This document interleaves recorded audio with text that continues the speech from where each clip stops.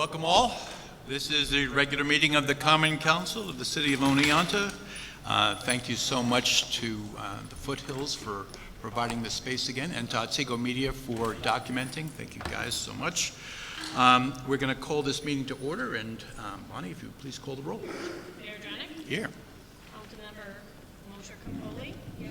Councilmember Walsh-Russo? Here. Councilmember McHugh? Here. Councilmember LaFari Shu? Here. Councilmember Carson? Here. Councilmember Harrington? Councilmember Forster Rothbard? Councilmember Masson? Here. All right, if you'd all please join me in the Pledge of Allegiance. I pledge allegiance to the flag of the United States of America and to the republic for which it stands, one nation, under God, indivisible, with liberty and justice for all. Thank you, folks.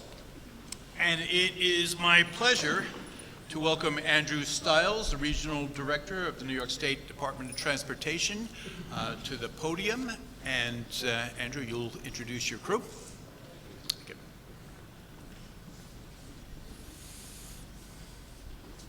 Thank you, Mayor. Good evening, everyone. We're here this evening to present on the Oneonta roundabout project, and how's that? Okay, so good evening, and thank you for inviting us here this evening. We're here to present about the Oneonta roundabout project, and this seems like the perfect time for us to come and give an update because we have entered the construction phase of the project, and the contractor's been able to lay out what the schedule and the project phasing is going to look like, and we're prepared to share what the different traffic impacts will be throughout the project phases. So I'm going to introduce the team that we brought here with us this evening. I'm going to ask, since it's such a brief presentation, if we could answer questions at the end of the presentation, that'd be great. We'll bring the team up at that time to help answer any questions you may have. But with us this evening, and if they could just stand for now and give a wave, we have Susan Pitley from our planning group. She's been heavily involved with the public outreach for this project, as well as all projects we have. We also have Daniel Scharfenberger, our public information specialist, who he's going to be a key component of the project in communicating the changes as they come up via travel advisories with email and 511 New York, keeping the public website up to date as well, the project website. We've got the construction supervisor, AJ McPhee, with us here this evening, overseeing the construction project. The EIC, Steve Terzo, is not here this evening, but he'll be heavily engaged with the public throughout the construction as well.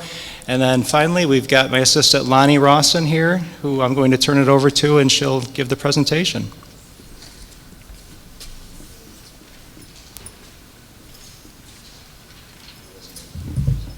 That's okay. I've got my screens here. It's all good. Thank you.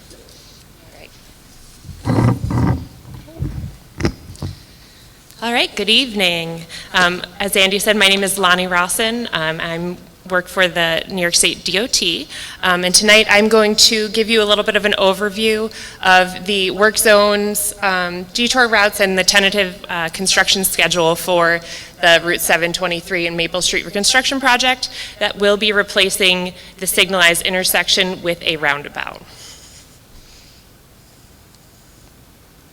So first we're going to start off just taking an overview of the construction schedule. Work requiring road closures is scheduled to begin May 27th, 2025. Construction for this project will happen in two major phases. Phase 1 is expected to last about 3 months, and Phase 2 should be about 1 to 2 months.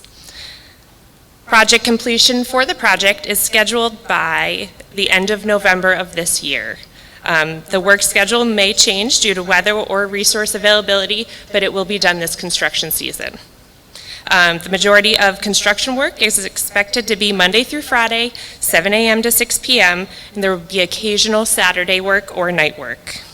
Detours are expected to end by mid-October, although flaggers may still be necessary for temporary traffic control throughout the process.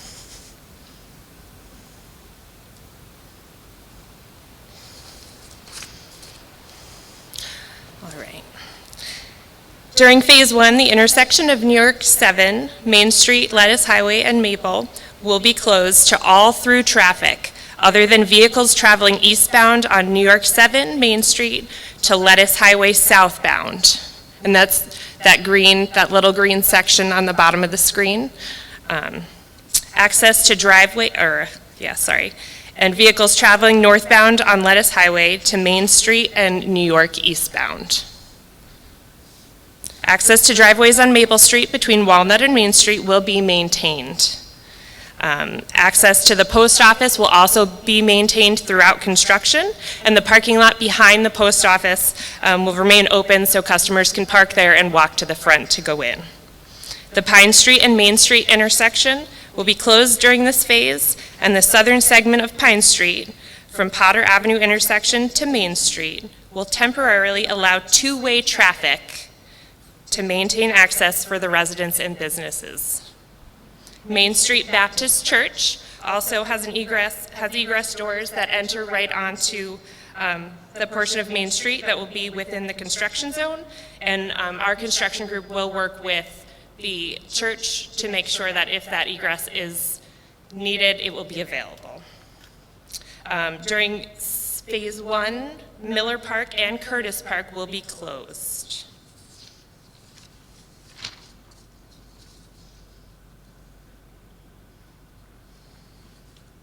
This is a map showing the Phase 1 detours that will be signed to help navigate around the construction work zone.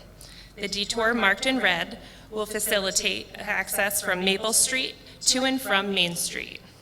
The detour marked in blue, which is up on the top of the screen, will facilitate traffic connections for trucks and vehicles traveling eastbound and westbound on New York State 7 and Main Street. The detour marked in purple and green will assist travelers coming from Lettuce Highway northbound get to New York 7 and Main Street westbound, in addition to assisting vehicle connections from the east and west side of the intersection.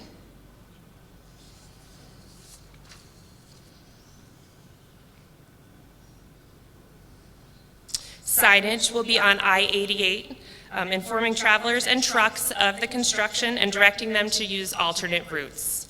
Exits 14 and 16 will be utilized to help travelers avoid the construction at exit 15.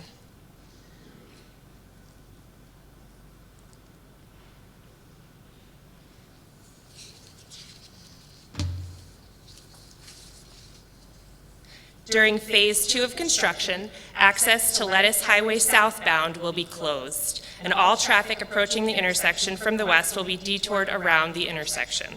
Traffic traveling northbound on Lettuce Highway will not be able to turn right onto New York 7 or Main Street. Access to the post office, again, will be maintained throughout construction, and the post office rear will be, parking lot will be available throughout. New York 7 Main Street will be open to all westbound traffic. The Pine Street and Main Street intersections will be open, and Pine Street between Potter Avenue and Main Street will return to one-way traffic. Curtis Park will reopen during Phase 2, but Miller Park will remain closed.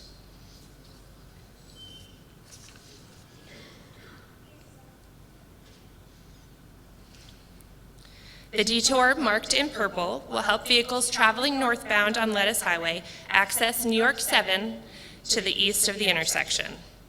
The detour marked in orange will show the detour route that traffic traveling eastbound on Main Street, New York 7 will use to access New York 7 Main Street to the east of the intersection.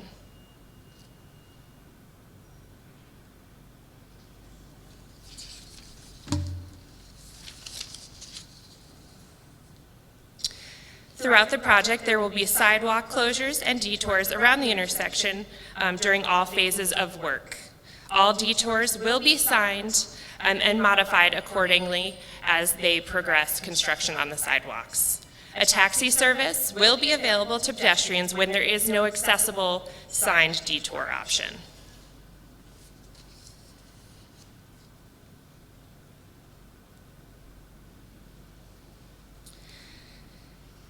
There will be 4 taxi service stops that will be designated and signed. The first stop will be Main Street and Grand Street.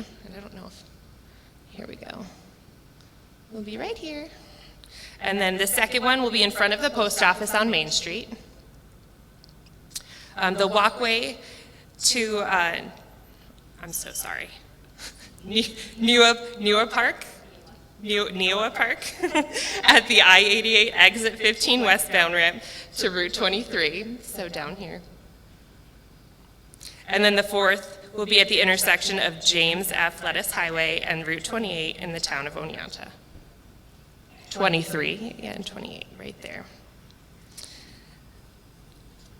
Taxi stops will be clearly signed, and signage will be posted at the drop-off and pickup locations on pedestrian detour signage at road closures that will provide the contact information and the times that the taxi service will be available.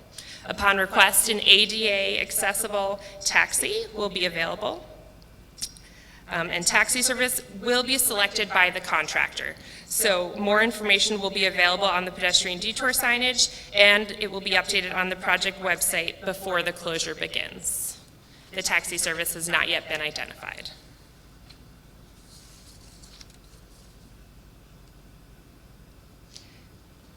And lastly, Steve Terzo will be the engineer in charge, as Andy said in the beginning, of construction. AJ McPhee is the construction supervisor. If you have any questions or concerns throughout construction, please feel free to reach out to Mr. Terzo at the contact info listed on the screen. Also, during construction, the field office will be open to the public. The field office will be at the former Mirabito Fuels offices, and construction will coordinate with emergency services, colleges, the school districts, and public transportation to update them on closures and detours. And as always, feel free to contact our office with any questions or concerns that you have.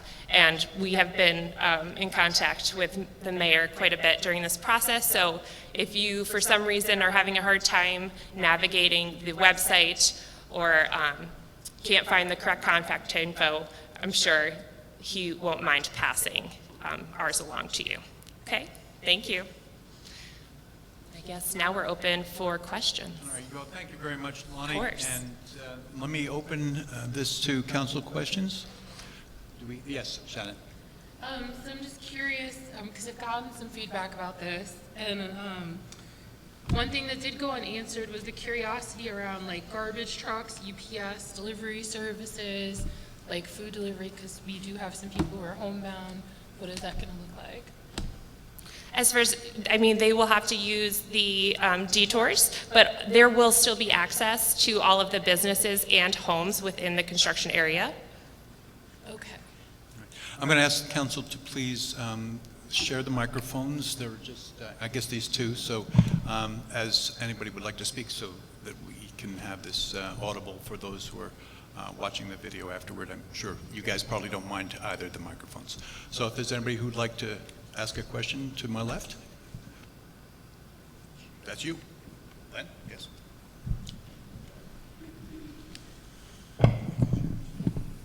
Good evening. Good evening. Good evening. Google Maps, did you mention that you were going to put the notifications on Google Maps? So folks, because we're heavy into tourism, they're going to be looking at their phones through Google Maps. Gotcha. So you're going to be telling everybody on Google Maps where to go, how to do it. We're very concerned about the downtown businesses that have been inundated with a lot of construction. As you can see, we're in the final stages of Market Street, yet we still have the parking lot across the street, hasn't opened yet. So I know on behalf of the downtown businesses, I know the mayor, it's his ward along with Don, that they're probably getting a lot of feedback, negative feedback from the downtown businesses about how will potential customers get to downtown. So if you could just show us some pictures of the signage. I didn't get that in this brochure of what that's going to look like for the actual traffic participants, of what that's going to look like so that they'll know how to get to downtown Oneonta. We don't have the pictures with us, but we can get you an example of what all of the construction signing is going to look like. So we'll get that to the mayor and get it back to you. Right, so could you at least for the public describe the locations where that signage will be besides I-88? There will be There will be detours. So all of those detours that were shown on the screens, they will all have signs at every turn. So there will be detour signs all over the place to help people navigate through the construction. Right, so besides it saying detour, will it say to get to downtown Oneonta, go this way? Will it have verbiage? So yeah, most of it will just say New York State, detour to New York State 7, Main Street. Yeah. I don't know if we have any plans for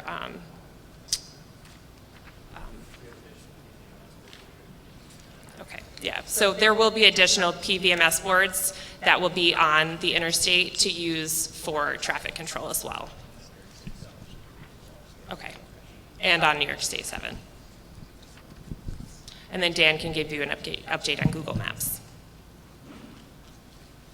So when we send out travel advisories, those travel advisories go to New York 511, and Google Maps, Waze Maps, Apple Maps, all those services will take the information from New York 511, and it should be getting into people's phones, GPS devices, and other things that will help direct them the fastest route to get to their destinations. So for a business in Oneonta, it should not change anything if you Google a business and you try to use your phone to have it go into your phone and give you directions from, let's say, Schenectady County.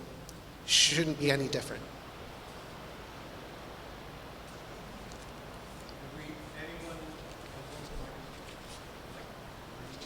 Not at the moment, no.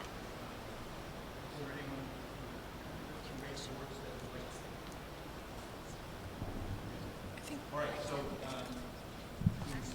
Yeah. Do you want me to just take it off?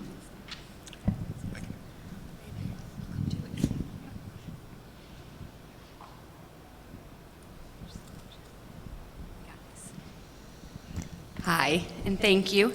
So the question that I have heard repeatedly from constituents is about the safety of roundabouts for cars as well as for pedestrians. So I was hoping that you could speak to that for the gathered audience today. Yeah, most Thank you. definitely, actually. So if you go to the project, when the project website is up and running, there will be a diagram on there, and I'm sure many of you have seen it. The number of conflict points that at a roundabout versus a traditional intersection is reduced massively. And I can't, what was it, 32 to 8, yeah. So at a traditional intersection, you would have 32 conflict points where cars could potentially get in an accident. When you go to a roundabout, those conflict points are reduced to 8. And also, the majority of vehicles are traveling at a lower speed. So if there is an accident, the severity is always the majority of the time is much less than at a traditional intersection. And again, it's the same thing for pedestrians. The number of conflict points are greatly reduced. Pedestrians know where to look for oncoming traffic. At traditional intersections, we see a lot of issues with right turns on red, and pedestrians versus cars not knowing who has the right of way. And at a roundabout, if there is pedestrian in the crosswalk, they have the right of way. So if there's ever a pedestrian when you're coming up to your section of a roundabout, the pedestrians have the right of way.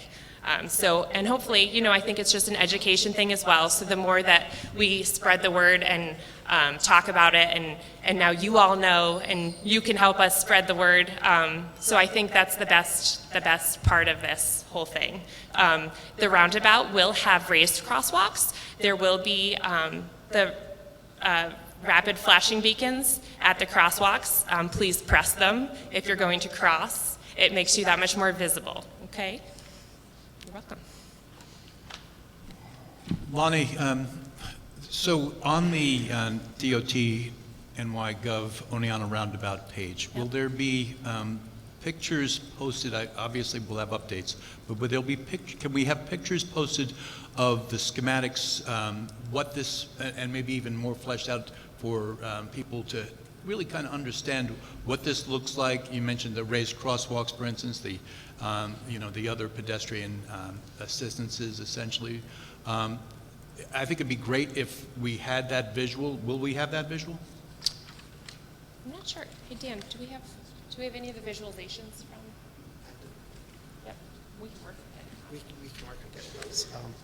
So on the website shortly, the website has been active since the public information meeting that happened in 2023. So there's stuff on the website actively right now. This brochure or PowerPoint presentation you saw tonight and the brochure that's in your hands, that's all going on the website hopefully within the next couple of weeks. So all those schematics will be brought down to the website. As far as visualizations, we can look into the visualizations and I'd see appreciate that, yeah. Yeah. I think it would go a long way toward giving people some comfort about what it is that's being built. Yeah, I'm not sure if we have any different than what were shown at the original public information meeting, but the ones that we do have from the original public information meeting that are as accurate as we can get them, we will try and put them on there. Thank you. Yes. They might not show it to the T, but they'll be close. So regarding the finalization of the design, Yes. I understand that we can go to that website tonight, but do you have any pictures that actually show that? So I know there was concerns, at least on my part, that there was 2 lanes of traffic that were heading in front of the post office. Has that been changed? I believe that is still the same. So you will have, on the eastbound, there will still be a So pedestrians that will go in front of the post office across the street will have 2 lanes of traffic. There was an entry point into the circle, and then there was an entry that went around the circle. Correct. That's what we originally proposed in 23. There will be 2. There will be a slip ramp on that side in addition to the exit from the circle. So how do pedestrians address that? There's a pedestrian refuge area in between the 2 lanes, and you would address it just as you would do any of the other crossings at the crosswalk at the circle. You would push the button, cross 1 lane, and then you're in the pedestrian refuge area, and then you would cross the second button, or push the second button, and then cross that second lane. And again, you're always looking one way, one direction of traffic. You don't have to look both ways and try and find the cars that are, going to be out there. As long as you're looking the direction the cars are coming from, you should be good to go. How large is that refuge area? And is it got barriers to protect folks? They do not have barriers, no. But they're usually about, I think it's 6 to 8 feet wide. Yeah, about, and that's just a guesstimate without having the plans in front of me. Yep. So potentially pedestrians are going to be in that refuge area for a little bit? I mean, there's a potential you could be there for a minute, but again, those cars are supposed to stop as soon as you hit the button. Okay.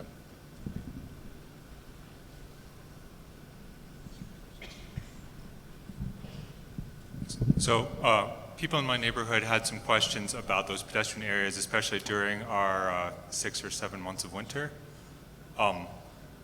and whether they're designed in such a way that the city will be able to plow them, or how that's designed, whether There should be no issue with the maintenance. And again, once we build sidewalks, they become the maintenance responsibility of the municipality.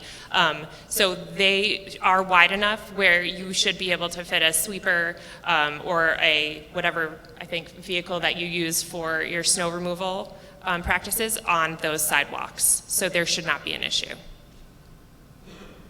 Just the same as any of the other, sidewalks within the city. But the pedestrian islands will be raised how much above the street level? So they will, are you talking about snow removal on the roadway or the? Well, both. I mean, we end up with snow everywhere. Yeah. So, I mean, as far as the snow removal on the roadway with the speed bumps, with the raised crosswalks, there's such a gradual increase that it doesn't cause a huge issue for the plows, and as long as the plows are aware of it, which we make sure that they are, they will not be taking off the tops of those tables. And so they're tabled, right? So you have a small slope up, and then you've got the table on the top that's got the walkway for the sidewalk, and then the table back down. So as the street sweeper is coming, and that will also help with drainage in those pedestrian sections. I know everywhere we all have issues, especially with the freeze thaw, having giant puddles in our crosswalk areas and right at the edges of the sidewalk. Having those raised crosswalks really helps alleviate that issue, because then you don't get the frozen puddles at the bottom when you're entering the roadway. Thank you. You're welcome. Yeah, so I just wanted to follow up on that slip ramp design. Could you speak to why that was ultimately chosen as like a 2-lane with a slip ramp there? And then is it also the same on the other side heading onto Lettuce Highway? Nope. So that is the only direction that will have the double lane that will need to be crossed. And I'm not a traffic engineer, so I can't completely speak to the reason that they decided to do 2.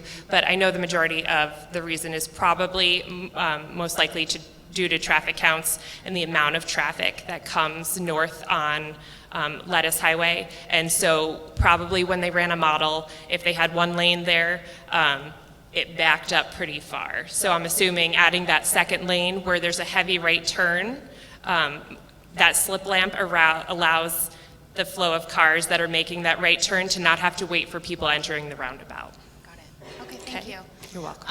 So follow-up question, kind of similar to how you had mentioned that once you build sidewalks, they're the responsibility of the municipality. Could you speak to the landscaping of the affected area, trees?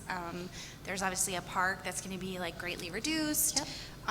And generally construction is not forgiving to like saving and repurposing plants. So will that be, obviously maintenance of those things would be our responsibility going Right. forward, but in terms of landscaping, trees go where, plants go where, who Yeah. pays for them, who puts them in, those kind of things. Sure. Could you speak to that? Yeah, so Thank you. NISDOT, so we do have quite a landscape plan that will happen during the end, or probably towards the end of construction. And if you'd like to see the plans, we can send those to you. Yes, please. For sure. But there will be extensive landscaping done just to beautify the circle. Again, we're not gonna leave it looking worse than we found it. Yeah, I'm the landscape architect of the group. I didn't do this one, but Oh, cool. so I understand your concern. Okay, Yeah. thank you. You can share those with me. I'll make Yes, sure sir. I will do. Is there anyone else?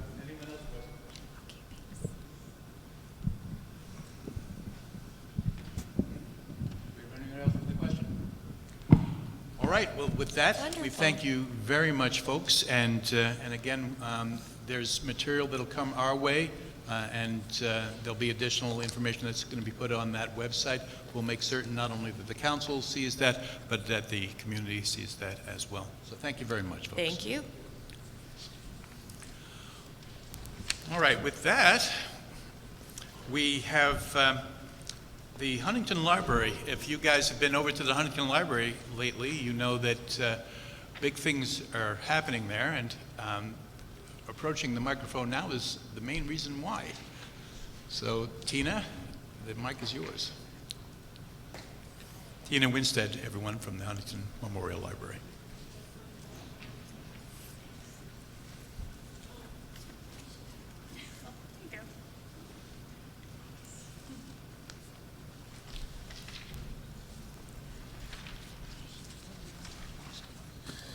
Hello, everyone. So thrilled that you've all come out to hear about the library this year. I appreciate it very much. Every year I like to report to the Common Council just on basic activities that we're going through. I've passed out to the council people my annual report to the community. It will be available in the library. There'll be a few spares, and it's on the website. And it just gives the basic statistics. I don't think anybody wants me to tell you about the statistics for the whole year, but they are here if you want to know. I want to just announce this is my last time to present to the Common Council because I'm going to retire in this way. Oh, oops. I'm retiring in June, so this is my final report out. It's been a busy, busy year. This report basically is all the activities in 2024, but because it's a rolling thing, I'm going to just announce some of the fun things that have happened of late. The first thing I think that's the most exciting is that we've established a source for a site for our children's library. It's been a lot. We're busy, busy, busy. We've still got things to do. We're working with designers, trying to meet deadlines. We never do, but we keep trying. And we're very excited about it. And we've had a lot of support from the community. We're pretty close to making our target for funds. And if you want to donate, just go to our website, hmloneonta.org. We're also working on the building itself. I sort of feel as though developing a schematic design for our building is my gift to whoever comes after me. We've asked the architects, and we went through a rigorous process, and we chose Lothrop Architects. They're very experienced with libraries, educational institutions, and historic restorations. So we've tasked them with 3 things. First goal is to restore the beauty of the building. I mean, I've tried, but it needs a lot more. It needs a lot of restoration. And secondly, to think about reconfiguring it based on the collection and usage. And thirdly is to consider an expansion. Both of these 2 projects were sort of jettisoned by a consultant we had in 2021 who gave us a report that said your size is about half of what it should be for your community.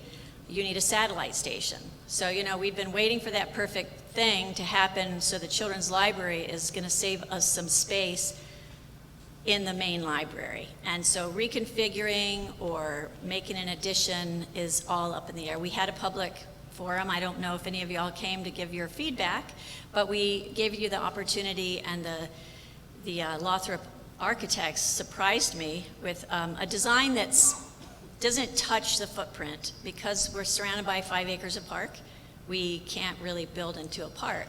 So they've very uniquely figured out a way to expand the footprint if we choose. But of those 3 goals that we have, the final thing is please give us a playbook. So that's my gift to the next person. What do we do? When do we do it? So that can be done in phases that aren't as overwhelming, and we don't have to move off site, and we don't have to inconvenience our patrons overly, which is another reason why we love the idea of a children's library off site during all of this hopeful construction time. It'll give a nice stable environment to a very key component of our services. May 16th, you're all invited to the Huntington. We're going to have a little party to celebrate the park. You know, we've had 2 EPF grants to improve the park. We're just going to do a little celebration, have some live music, have some refreshments. I feel like the rest of this couple of months is all one party after another. This is one of them for me. I really appreciate all the support the community's given me during this time, and I appreciate that you are part of this chapter of my life. If anybody does want to know any statistics, I'm happy to answer any questions, but is there anything anybody would like to know more of? So thank you, Tina. And do we have any questions or comments for Tina? Yes. Yes, I do. Cecilia, and right into the mic if you Sure. Thank you very much. I just had, and we're sorry to see you go. Thanks.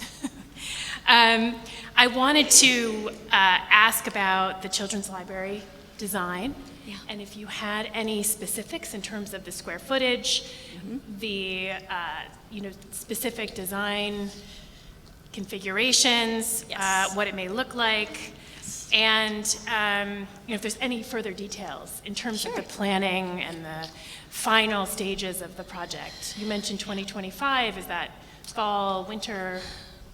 So, only in the past, I'd say 4 days, have we had a timeline, and it could all work, and it was all working, and then it slowed down. What we had, we did hire the same architects. They have created at least 3 or 4 other children's libraries in the past very recent time, couple of years. and we saw their examples. Really creative, innovative people. So first of all, I mean, this has started back last summer when we wanted to do it, and we gave a survey to the community, and 87% said yes, let's do this thing. So then it was a matter of finding funding. We are 70% of the way there. We still have some outstanding grants, and again, would love people to donate. So we got it within reach, and then we started saying, okay, how can we accomplish this? What's our timeline? And we really wanted to move in June. And we were lucky enough to find a site. Wayne Carrington owns 14 Deed Street. It's a beautiful site. It's about 1,500 square feet. We're currently in 700. So while it has room to expand, and you can imagine having a larger space so easily, it's going to still double our square footage. So that's ready. We really needed to order furnishings like last week. And our designers have come with some other ideas. And they're a little, so the theme, they said to us, if we're going to design this layout and the decor, what do you want for a theme? And the team of us working on it really felt strongly about using it sort of a fairy woodland. We feel like it's so reflective of this area, the woods, the streams. You know, we can put little gnomes and it'll be very magical. We just kept saying it has to be magical. That's the most important thing.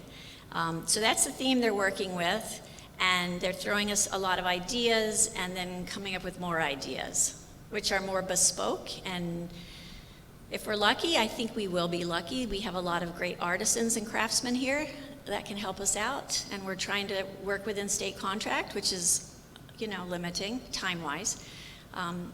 I've only just in the past 2 days realized we may not make our June deadline. I'm leaving at the end of June, and I've told the team I will still help them in any way I can, because it's a lot. But that's our timeline, that's been our process. Is there anything else that you're wondering about? No. Is there anyone to my left that has a question or comment for Tina? Anyone to my right? Don't leave yet. Folks, the Huntington Memorial Library has been transformed, and so has the park. In the tenure, what is it, 8 years? How long? Almost 12. Almost 12. Feels like 8. It's just too quick. The 12 years that Tina has been on this job, those who remember, who know Huntington Park and the Huntington Library are I'm sure, aware of the transformation that you wrought and the plan that you're leaving us with. And I would ask you all, because we're not going to see you in this kind of a gathering again, most likely, between now and the time you leave, would you all please give Tina a hand for the work that Tina.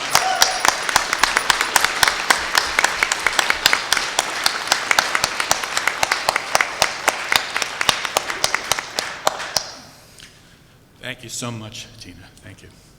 All right, at this point, what I'd like to do is ask the council members if you have anything for discussion, anything specifically that you'd like our audience at home and here at the Foothills to be aware of before we get into the meat of the agenda. And Cecilia, would you pass that to Elaine, please? Oh,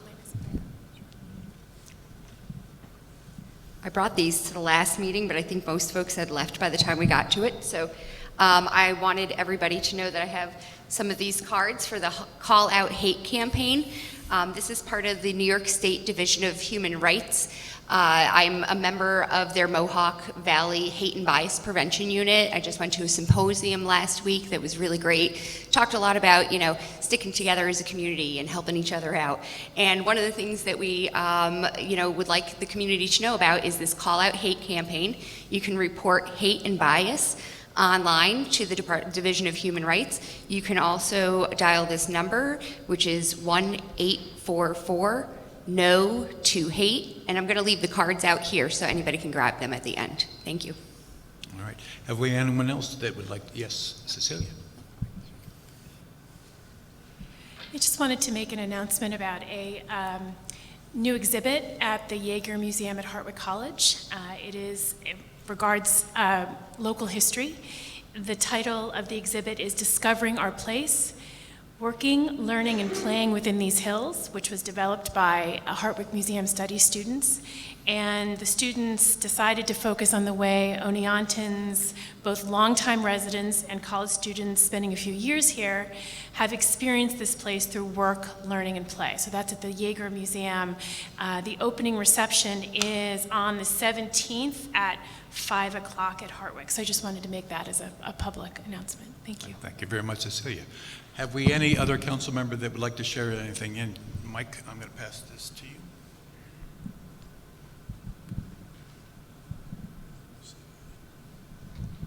I am not going to sing.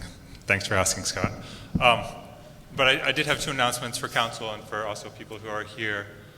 As you know, I'm working on an anti-discrimination ordinance, and so we're planning with the Human Rights Commission to have a meeting in May.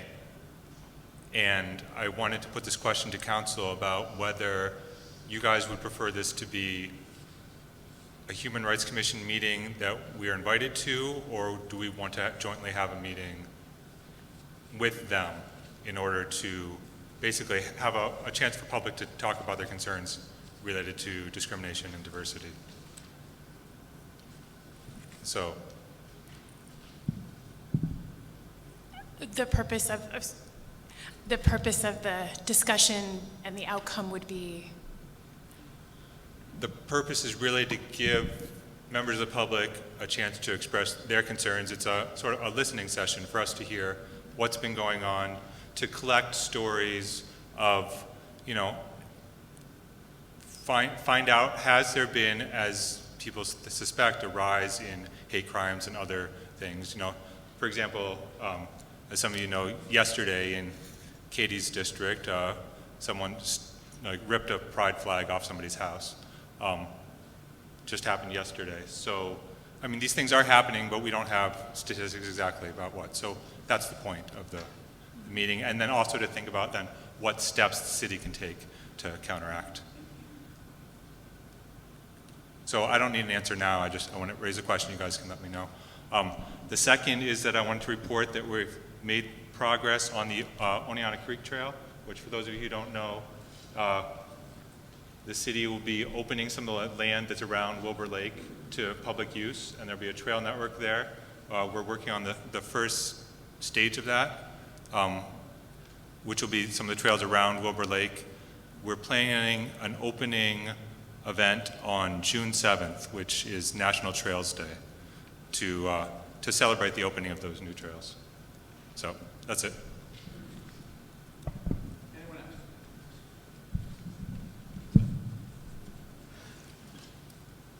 So I apologize, Mark. This is not by any chance grandstanding, but I just want to present an opportunity for you to kind of clarify your thoughts on how this project with the state is going to go. I mean, you and Greg asked the state to come before this legislative body for got to be close to a year, and here we are at the 11th hour now with a start date of May 27th. I know that you live and breathe the downtown businesses. I've been taking quite a few phone calls lately of their concern, the downtown businesses' concern of how traffic patterns will negatively affect their businesses.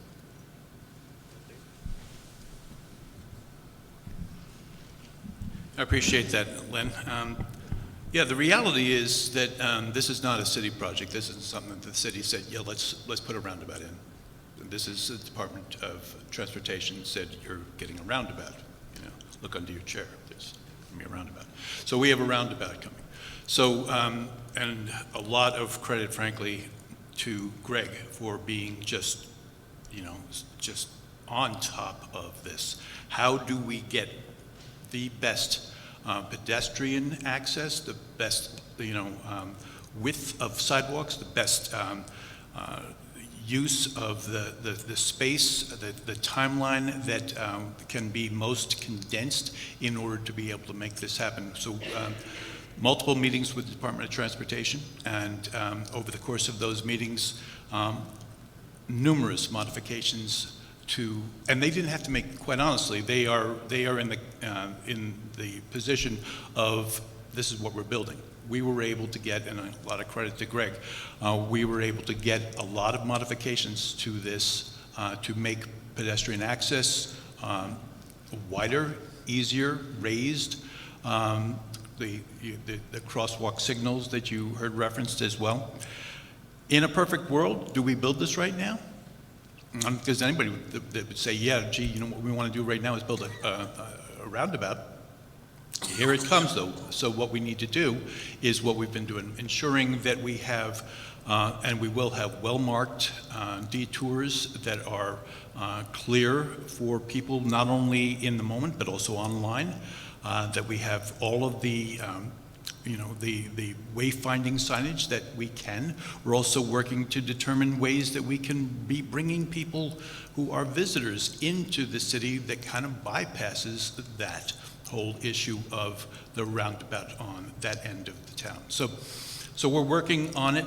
I would say, there isn't a week that goes by that we don't have some communications with the Department of Transportation in terms of how can we make this better. The reason they were here today is because it is so important to everyone, but especially to the merchants who have to make plans for how they deal with disruption, to know when that's going to take place and what it'll look like. So we're doing, I think, everything we can, and I think, quite honestly, we've had some success beyond what might be reasonably expected. And we will, and I think you heard me ask for as much information that we can provide. Some of that wasn't really kind of at top of mind for our folks from the New York State Department of Transportation. I think it's important that people have a clear visualization of what it is that we're looking at, both as a goal and in the short term and in the interim. So I don't know if that answers your question, but that's what I got. Oh, you want the mic? So I appreciate you and Greg advocating on the behalf of the city of Oneonta residents. As I had shared more than a year and a half ago, I still have serious concerns about the two approaches for pedestrians inside the post office, and I know, Greg, you shared that also, but it sounds like they were unwilling to change that design. But back to the financial aspect of this project, the city does carry some financial burden to this project, correct? And has that gone up since the project has been redesigned? And so I actually don't remember what the share was. No, actually, unfortunately, we do not have a financial share in this project. It's 100% DOT funded. So the water lines, everything, they're going to pay for that? Right. There's a minor water work that needs to be done. An additional water service will be installed. The hydrant will be relocated. The landscaping work to the parks, on the corners, Miller Park and Curtis Park, that will be done through the project, funded by the project. Thank you. And I'll just add, one of the things that we were able to make happen in the course of the numerous conversations was we keep talking about pedestrians, and rightfully so, but there are bicyclists in Oneonta too. And we were able to have our pedestrian accesses widened so that it could accommodate both bicyclists and pedestrians without having people to be doing kind of a shuffle. So between one thing and another, we've, I think, made as many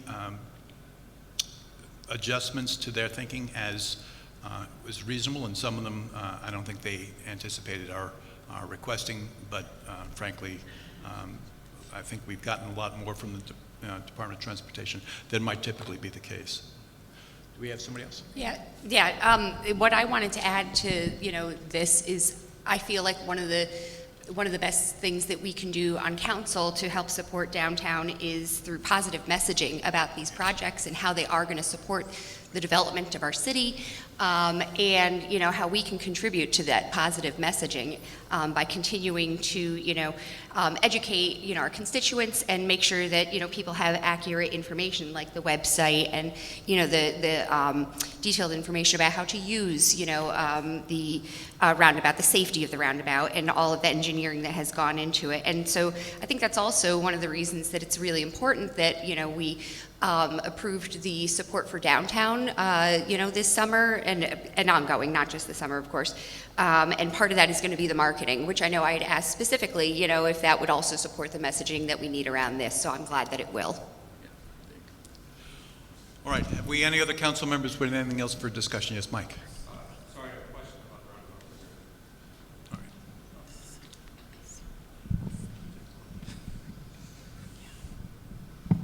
the roundabout. Two questions, actually, Greg. So we know that there's a longer-term plan to improve the pedestrian access along Lettuce Highway. Are you comfortable that the designs that the DOT has, sort of leave it, sort of where their project ends and where our project will begin, that will dovetail well?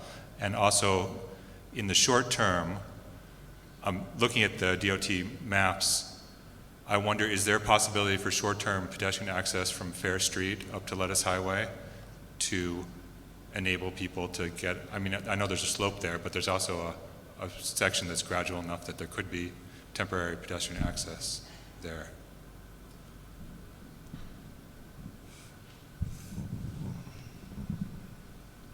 Thanks, Mike. To answer the first question, yes. We have worked closely with our consultant. When I say ours, it's the city of Oneonta and the town of Oneonta working together with our consultant on the Lettuce Highway and South Side projects. So those the multi-use path that we'll have going across Lettuce Highway will match up just perfectly with the roundabout project. They've been coordinated and designed, so that won't be an issue. As far as a short-term temporary access from Fair Street up to Lettuce Highway during the roundabout project, I would have to defer that to DOT. I think at this point in their design process, they've bid the project, they've awarded a contract. It's unlikely there would be some construction that would have to happen with that to make it accessible. That is something we've looked at as far as a long-term option for Lettuce Highway. I'm not sure if it's something that will actually be constructed. That will in part depend on the city's priorities and whether they want to include that in the construction project, depending on funding and need and desire. But yes, I guess to short answer, I don't know without asking DOT if that's even an option at this point for this summer's project.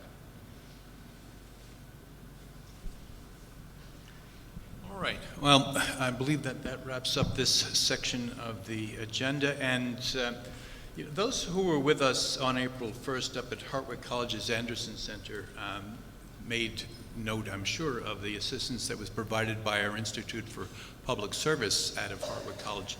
And we have 4 students today from the Institute. We have Amanda and Nick and Josh and Hannah. Would you guys raise your hands so we all know where you are? And I gotta tell you, the involvement of both Hartwick and SUNY students in our governance is one of the real success stories of these last couple of years. I just want to give you guys a hand and thank you so much for being here.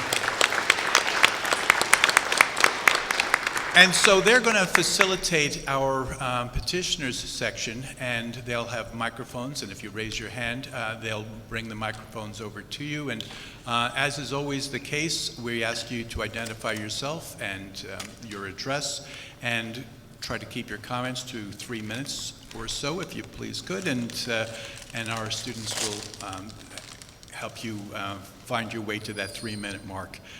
So I thank you very much, students, and at this point, if there's anybody who would like to speak, I'd ask you to raise your hand, and I'll let you guys run it from here.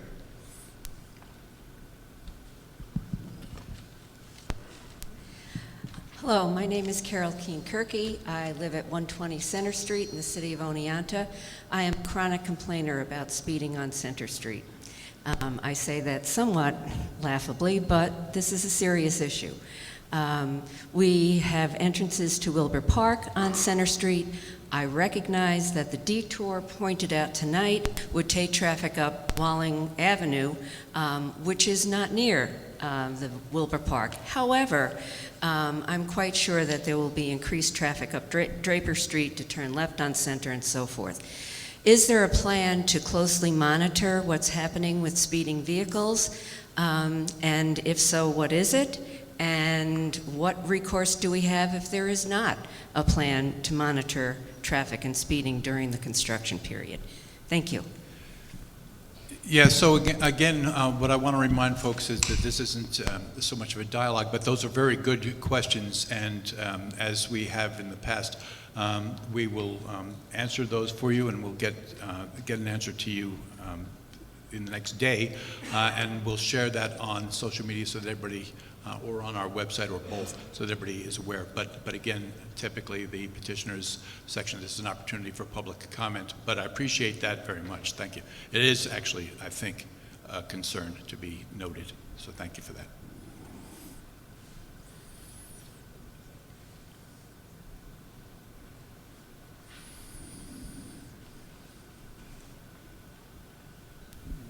Hi, my name is Denise, and I don't live in the city of Oneonta, but I work in the city of Oneonta at 242 Main Street. So I came here with one question, and now I have two questions to ask after hearing all this. But I park in the Westcott parking lot, and I know a lot of people in the county building were getting a lot of parking tickets there, and I wondered if that could be remedied by maybe having 4-hour parking so people can just move their cars at lunchtime. I can't leave my desk easily. I'm a crisis counselor, and I'm answering the phone, and I'm going out places, I have to go quick, so I have to be near the building. Also, I know counselors that are like at their desk all day, and I think they have their lunchtime. That would be more sense to me if you could just have 4-hour parking there. Or permits. I don't know if you would charge for permits or if people would want that, but just something to kind of alleviate getting tickets and having to try to move your car every 2 hours would be appreciated. And then tonight, hearing this about the roundabout, what about emergency vehicles? Because you're very close to Fox Hospital, so how are the emergency vehicles, like have they talked about that and made provisions for them to get through quickly, like even if they're coming off I-88 or if they're coming down Main Street? Okay, so again, not so much the back and forth, but I do want to say I saw Scott jotting down. Scott chairs our Quality Life and Infrastructure Committee, and I did see you taking notes, so I wouldn't be surprised that the concerns about the Westcott lot wind up being addressed there. And again, although we don't do dialogue here, I'm nonetheless going to give Greg a quick second to address the concerns about emergency vehicles, something certainly that was addressed. I mean, as far as the permanent installation, or do you mean during construction? During construction, the detour is going to be in place, and emergency vehicles will have to navigate using the detour routes that are available or going around in their own way. If there's excavation that's happening, they can't just go through that just like anyone else. As far as a permanent condition, they can navigate a roundabout. It's designed with a turning radius for large vehicles, including fire trucks and tractor trailers, where they don't need to go straight through it. They're not going to drive over the middle of it where the landscaping is, but they'll be able to easily navigate through just like any other vehicle without having to really slow down other than driving a normal speed through a roundabout. And again, I know it's frustrating. I find it frustrating, but the nature of this section of our agenda is public comment. So if there's somebody else who has public comment, please raise your hand and we'll provide you the mic.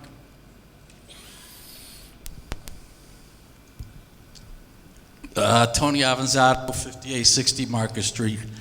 Let me get this clear. From the roundabout to the south side, is that state highway? Greg, do you know? Have they talked about, while they're there, fixing that whole road on both sides, because it's really bad? It's been bad for years. Is there anything that, while they're here and they're spending this money, that they could do some extra? Ultimately, that, as you pointed out, it's a DOT road. It's up to DOT what they do with that road, except for the city and the town together applied for the TAP grant, which is Transportation Alternatives Program. It's a grant we got. That's what's going to install the multi-use path along Lettuce Highway across there, but that will not address the rest of the road, which is a DOT road, and I'm not aware of them having any plans to reconstruct that in the near future. I would have to defer that to them. Is there something that you could do to get them to talk about it or do something about it? We hear you. I'm just asking. Right. We hear you, Tony. Okay. Okay.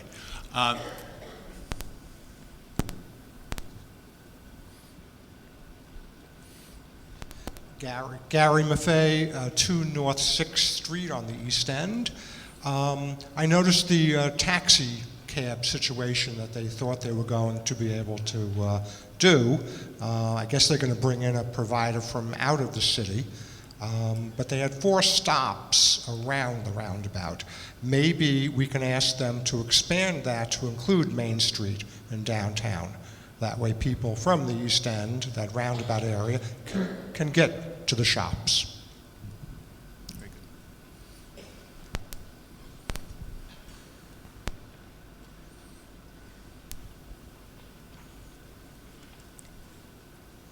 Hi, my name is Maureen Daly, Deep Street Lofts. I am advocating for 34 Deep Street residents constantly. It's exhausting. Some of the problems are a result of the city, some of the results of the landlord. It's really hard to get answers. The parking lot needs to be cleaned next to the building all winter long. It had inches thick of ice. We have lots of elderly, handicapped people in our building, and they can't walk, and they have to be able to walk. I feel like I keep asking questions, and I keep bringing up issues with the city and with my landlord, and getting nowhere. It's like once the building is built, the party's over, we're on our own. What do we do now? Thank you.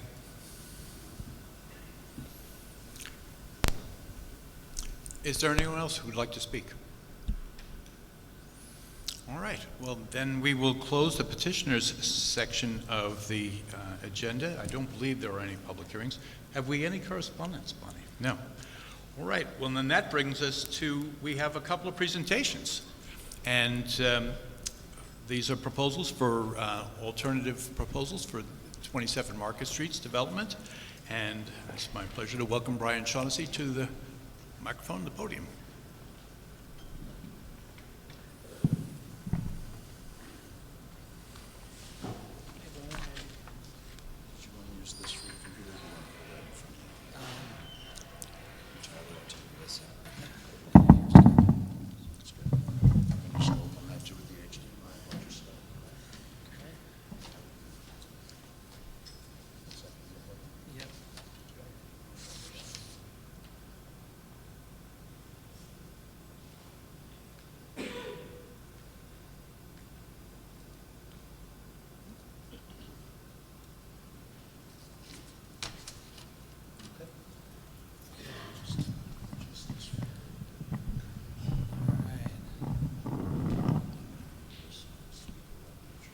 Okay. Yeah, I better speak into this. I'm a soft speaker by nature. Okay. So I own the property across the street from 27 Market Street. This is a little bit about me. I've owned that property 19 years. It's 17 units, 68 bedrooms. There's an office there that I'm there 7 days a week, or not all day, but in and out. I moved here 16 years ago. So I just want to. I talk to a lot of people in that area. I know most of the business owners. I'm involved in a lot of community discussions. I have a bunch of slides I put together. So our downtown is filled with vacant storefronts and underutilized commercial space. How do we attract new businesses and investment? Most importantly, we must not undermine the businesses that are already here. Decisions made about 27 Market Street will shape the future of our downtown. Why are so many downtown businesses opposed to the RSS project? So this is an image taken from Google Maps. I modified it and grayed out the areas that have changed. This entire area is going to be impacted by what happens at 27 Market Street. I first wanted to bring your attention to Clinton Plaza, which is here. And I wanted to, I think the council already knows this, but I wanted to say that all of these businesses in Clinton Plaza oppose the RSS project. This has been communicated multiple times in various formats, including a petition spearheaded by one of those tenants. I wanted to move up here to this section of Main Street. It's about the same situation. These business owners, for the most part, do not want this project. They have concerns that they're trying to bring forward to the council, to the mayor. How do we bring concerns from business owners and property owners forward to the decision makers? Who is advocating on behalf of downtown businesses? Many downtown businesses and property owners have tried communicating concerns. Are they being heard? So this is 27 Market Street. This past, or I think this is 2 weeks ago, I took a picture every day. Every day it's full, not in the morning, not on Mondays, but it's a lot of times cars parking where they shouldn't be. The parking lot at 27 Market Street is frequently full almost every day. The busiest times are typically afternoons, evenings, Friday and Saturday night. Mondays are the least busy. I'm bringing this up because I know some of the council members have been kind of driving by there every so often to kind of get a feel for the parking situation. Many people tend to avoid the on-street parking because there's a 2-hour limit that rules out a lot of people in that area. And Market Street at certain points is just too narrow and people don't feel comfortable parking on both sides of the street. Just to jump back to this, there's stripes for 49 cars. You could see just from looking at this, a lot of these cars are not even parked in real spots. So if you take these dumpsters out, you can fit over 60 cars in that lot. So there is a new 115-car parking lot being built behind the transit hub. There are accessibility concerns regarding the new lot and its distance from businesses. I'm standing on Chestnut Street Extension looking down Water Street. This area is a problem because there's no way, there's no stairs built here. There's no way from this intersection to get down into this new parking lot. And that's going to present a problem. If, in order to get down there, you have to walk all the way down Water Street and into this building. So back to here. So all these businesses in this area, like this section of Clinton Plaza, these businesses on Water Street, Main Street, everybody, when we used to have a parking garage, everyone used to, everyone used to go right in here. Actually, let me, I think I don't know if people can see that. I got this marker. So everybody used to come in here, but now we can't do that anymore. People have to walk all the way down here into that elevator tower. So Clinton Plaza is always full certain times, like definitely Friday or Saturday night. Let me just highlight one business here. There's a restaurant here. It used to be a Mexican place. It closed 5 months ago. No business owner is going to try to reopen that in this current environment. First, there's so much unpredictability about what's going to happen with the parking situation, and if 27 Market Street becomes off limits, where do their customers park? the street parking is always full, especially Friday, Saturday night. So their customers would have to walk all the way down here into here. Now we have to multiply this by 10, 20 times because this is impacting businesses, in this whole area. I know some of the council people think, people can walk, but, these businesses have competitors that there's, besides just the restaurants, there's a flower shop here, there's hair salon, there's other places customers can go where they don't have to deal with the frustrations of parking issues. So we need to look back 2 years ago in order to get a better understanding of our downtown parking requirements. The parking garage regularly accommodated 150 to 200 parked cars before it was closed May 5th, 2023. I grabbed this off of the mayor's Facebook page because I remember when he did this video. He did this video 2 days after the parking garage was closed. It was definitely a sad day for a lot of downtown people when this happened. So I just wanted to show you again. So 150 to 200 cars, he's saying here, typically parked in the garage.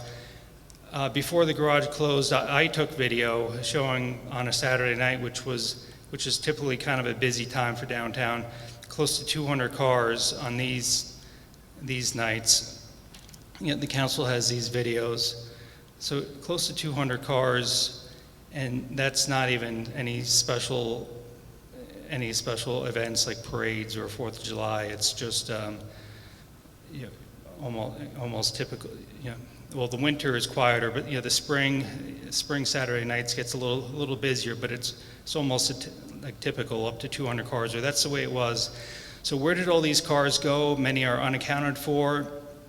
Many of these cars belong to customers, visitors, and employees. The loss of convenient parking has significantly harmed downtown retail, resulting in reduced foot traffic and diminished economic activity. In addition to retail, many of these cars belong to downtown residents. Today, there is a lot of vacancy in downtown apartments, mostly in student apartments, and that's not related to parking. That's a separate issue. But the remaining cars, so out of this 200 cars, obviously 50 went to 27 Market Street, some moved to these locations, but there's still a lot of them that are unaccounted for. So downtown parking needs were identified in 2023. There was a parking study done by Greg Mattice early 2023. At a council meeting on February 7th, 2023, there was a joint presentation by Greg Mattice and Wendell, the engineering company. They proposed a plan to demolish the parking garage and rebuild a smaller parking garage, which would accommodate 220 cars. So this was a surprise for everybody, but it was it had enough of support amongst council for it to happen, and the community and council debated this, there was a lot of discussion in the community and council on these dates, and it looked like it was going to happen. We were going to get a smaller parking. The one we had was going to be demolished, and we were going to get a smaller parking garage. And the top level was going to be level with Water Street. However, that all kind of came to a sudden end, or a crashing end, on June 15th. There was a special council meeting, a presentation by Wendell. The council was surprised to learn that the estimated cost to build the 220-car parking garage increased significantly. This revised estimate crushed plans for any new parking garage. So this slide was shown to the council on February 7th. You see the price here, $7.7 million to demolish and rebuild.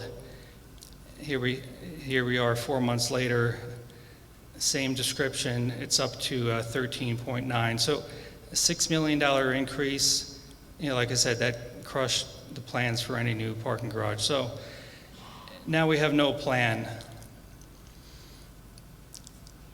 So one of the goals of this speech, or me being here, is that we need a plan. We can't be selling this property to RSS in 3 weeks. A lot of downtown businesses are looking at this, trying to figure out if what they're gonna do. They've really been hurt by the loss of the parking garage, and some of them I know are not sure if they're going to stay, at least not in downtown. So I just want to throw out a couple examples that need to be discussed in really at council meetings in the coming months or year. But so first, the SUCO president, Dr. Cardell, made a presentation to the council on September 3rd, 2024. The key takeaway was that the current freshman and sophomore classes are relatively large. President Cardell noted that the current senior class, who largely live off campus, is the smallest ever, and there is documentation to support this claim. I think actually he meant the smallest in decades, but he said the smallest ever. Many apartment vacancies that exist downtown are expected to be filled in August at the start of the new school year. Another example, Mayor Drenick, I read his column today, has spoken optimistically about 195 Main Street. He talked about this also at the State of the City. The old Oneonta Hotel, hopefully that becomes market rate apartments. I know it's all vacant right now. So I don't know if once they realize the parking situation, hopefully they still come and want to invest money. The many new commercial vacancies throughout downtown, there's a lot of vacancies all over downtown, and obviously people are going to, before they put money into downtown, they want to know what the parking situation is. So RSS put up this slide 2 weeks ago. The proposed RSS development is estimating parking needs for 30 cars. RSS, I'm jumping around here a little bit, so just kind of stick with me. And a lot of this presentation is kind of geared for the council members who have been living and breathing this stuff for the last 2 years. So I don't know if the public is going to be able to follow everything that I'm putting up here. I told the mayor I would limit this to try to 15 minutes, but RSS has stated that they plan to include 30 parking spaces underneath the building. For those council members who are advocating for this project, please at minimum hold RSS accountable for this commitment by ensuring this is written into the purchase and sale agreement. I have reviewed the 27 Market Street purchase and sale agreement that was proposed for last year.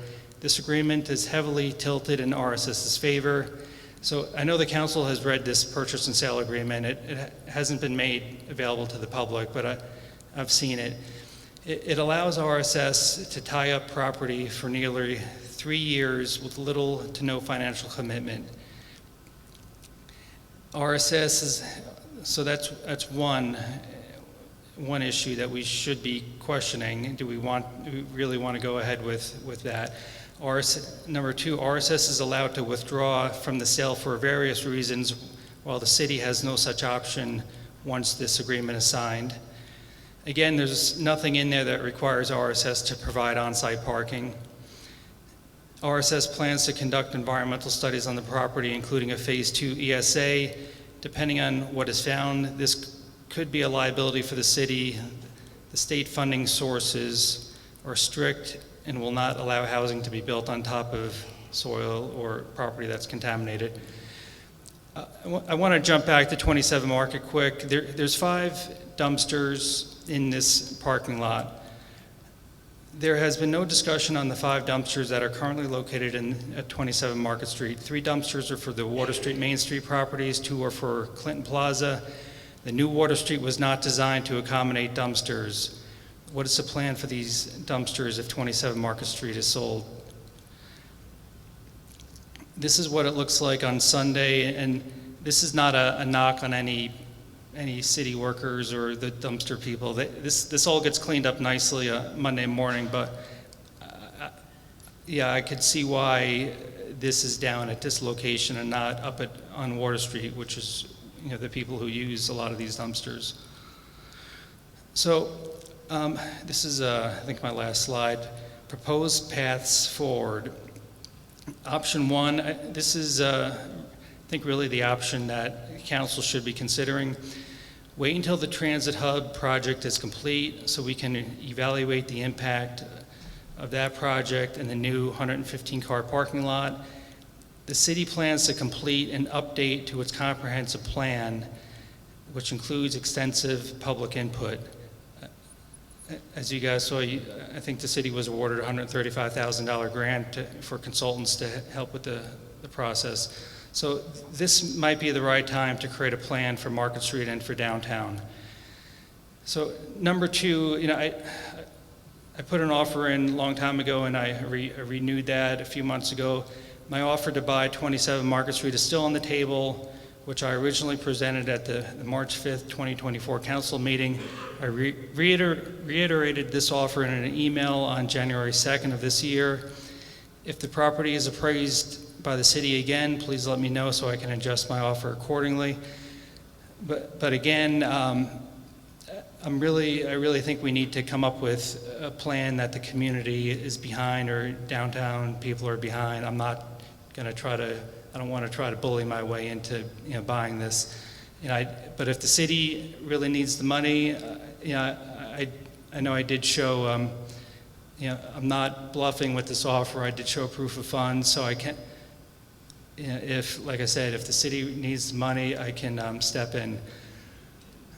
In closing, the future vitality of downtown depends on thoughtful planning, not rushed decisions made without input from local businesses. Thank you. Well,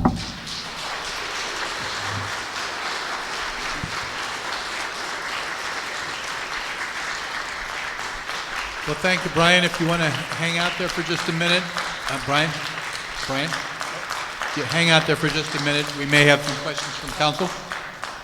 You want to just hang out there for a minute? We may have some questions from council. Oh, okay. Okay. Do we have any questions from council?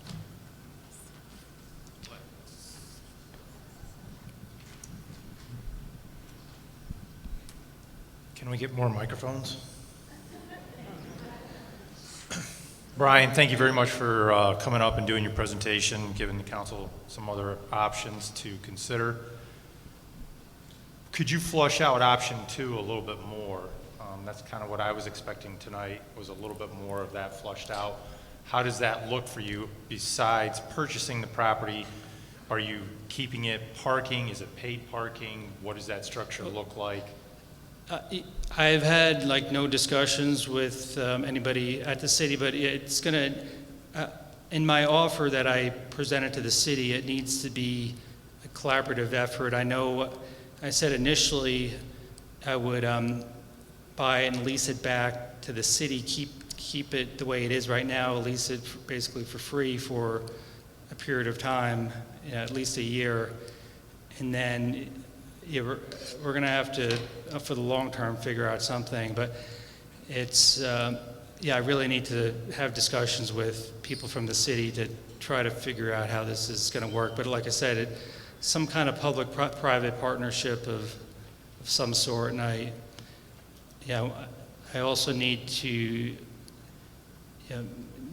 we also need to make people in the community feel comfortable with any arrangement that we were discussing or went ahead with. Right, and so I don't want to put words in your mouth. So you would be actively engaging not only with the public, the city staff, but also you would be looking for private entities or developers?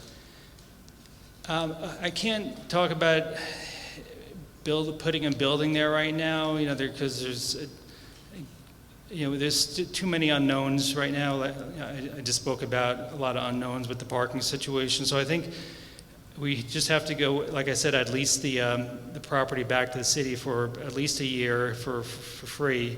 And then we're going to have to really kind of assess things with this new parking lot that's opening up and kind of figure things out after that happens. Okay, thank you. Okay. Yes. Thank you. I think just following Len's point, I was under the impression that we were here to hear an actual plan. And I hear speculation and a sort of very fuzzy idea of what to do with that space, which is disappointing.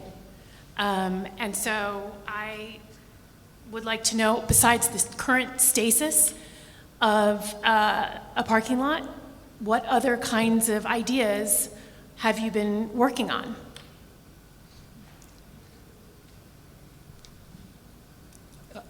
Well, I just went through a whole presentation by showing the importance of parking to our existing businesses and how many vacancies. I was debating whether to bring in slides showing how many vacancies we have and how do we support all these vacant buildings.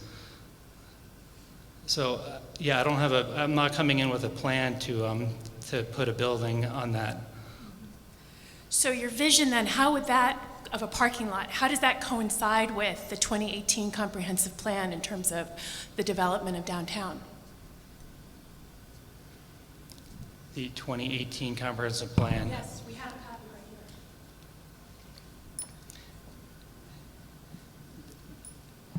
right here. The comprehensive plan, the first idea for that was a food hub like 10 years ago, and then it was like a food and beverage innovation center, and then it was a transit hub with no housing, and then it was RSS. So it's the comprehensive plan. The city likes to cherry pick from the comprehensive plan. It's not a document that we should be looking back at. We're not following it. It says the parking garage should be renovated. I think it's that plan is obsolete, so we shouldn't be. We can't keep pointing back to a plan that we're not following, which is why we got money to redo the plan. Yeah, actually, I was also going to comment on that because I noticed during your presentation that you noted that there was no plan, but we do actually have a plan and it is being followed. I have it right here, the comprehensive plan. You also noted that plans should be done, in conjunctions with businesses and everything. So I see here on the public engagement portion of it that it involved several people including our former mayor, folks from the Historical Society, several downtown organizations, City Finance Director, A&D. It also included landlords, housing, realtors, businesses, local government. So it really did include, an array of, the community that you're talking about that should be represented, for that.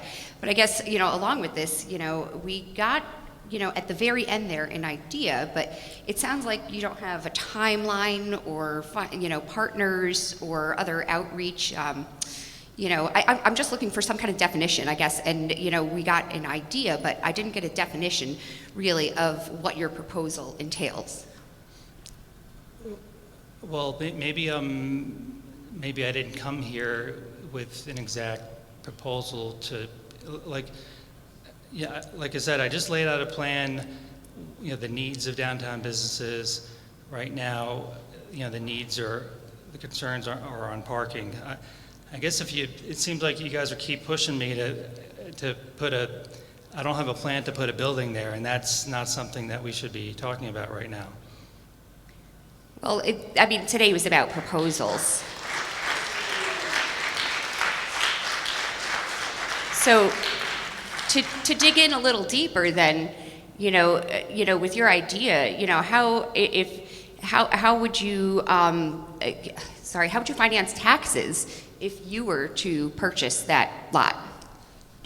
Well, let me just backtrack. I said that the option number 2, I would prefer that we do this the right way and we wait until everything is done, until the transit hub is done, and we, get downtown business together and we do a community-driven plan.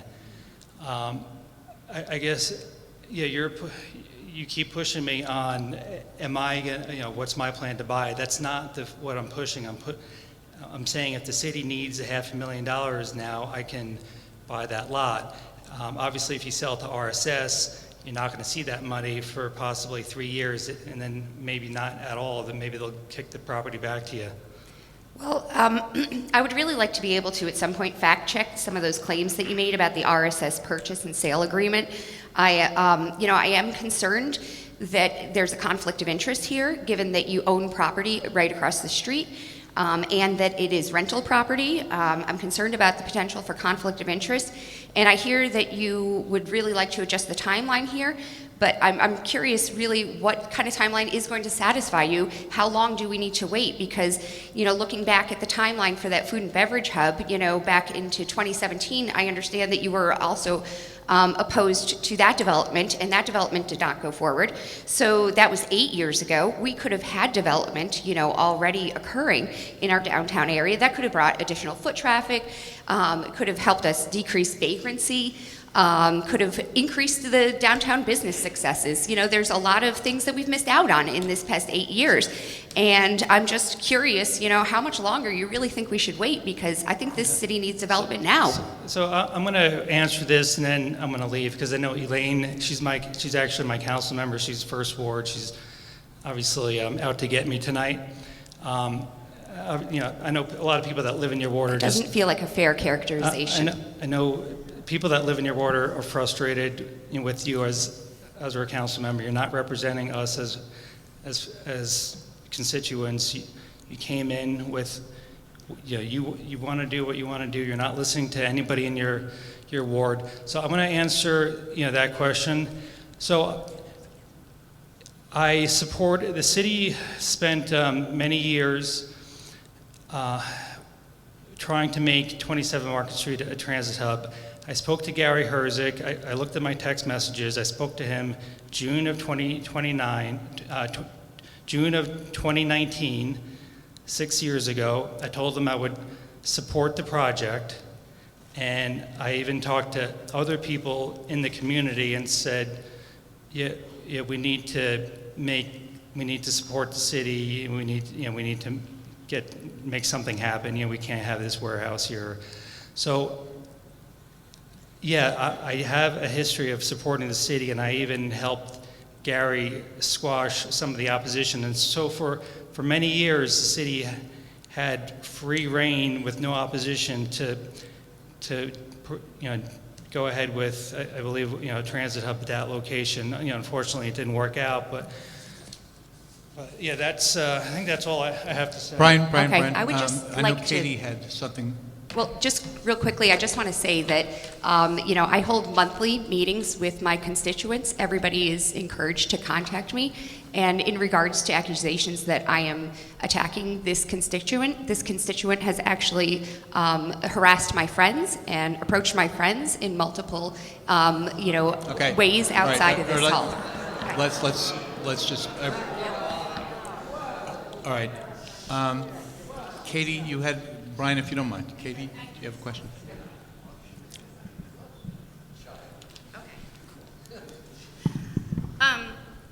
Yeah, I actually, this whole time, I've been thinking about how individual members of our community are prepared to come up here and speak publicly.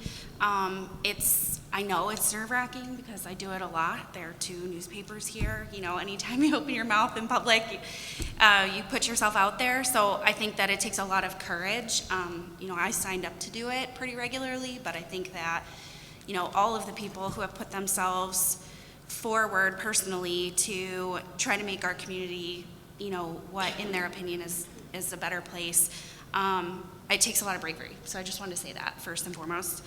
One of the things that I really, that I've sparked something in my brain was the idea that you had mentioned that we are on the cusp of an updated comprehensive plan.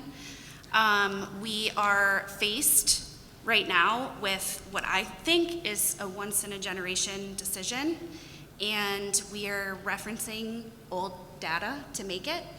I'm confident that, well, I could be wrong though, I am a lot, that sentiments have changed since 2018. We're post-COVID now.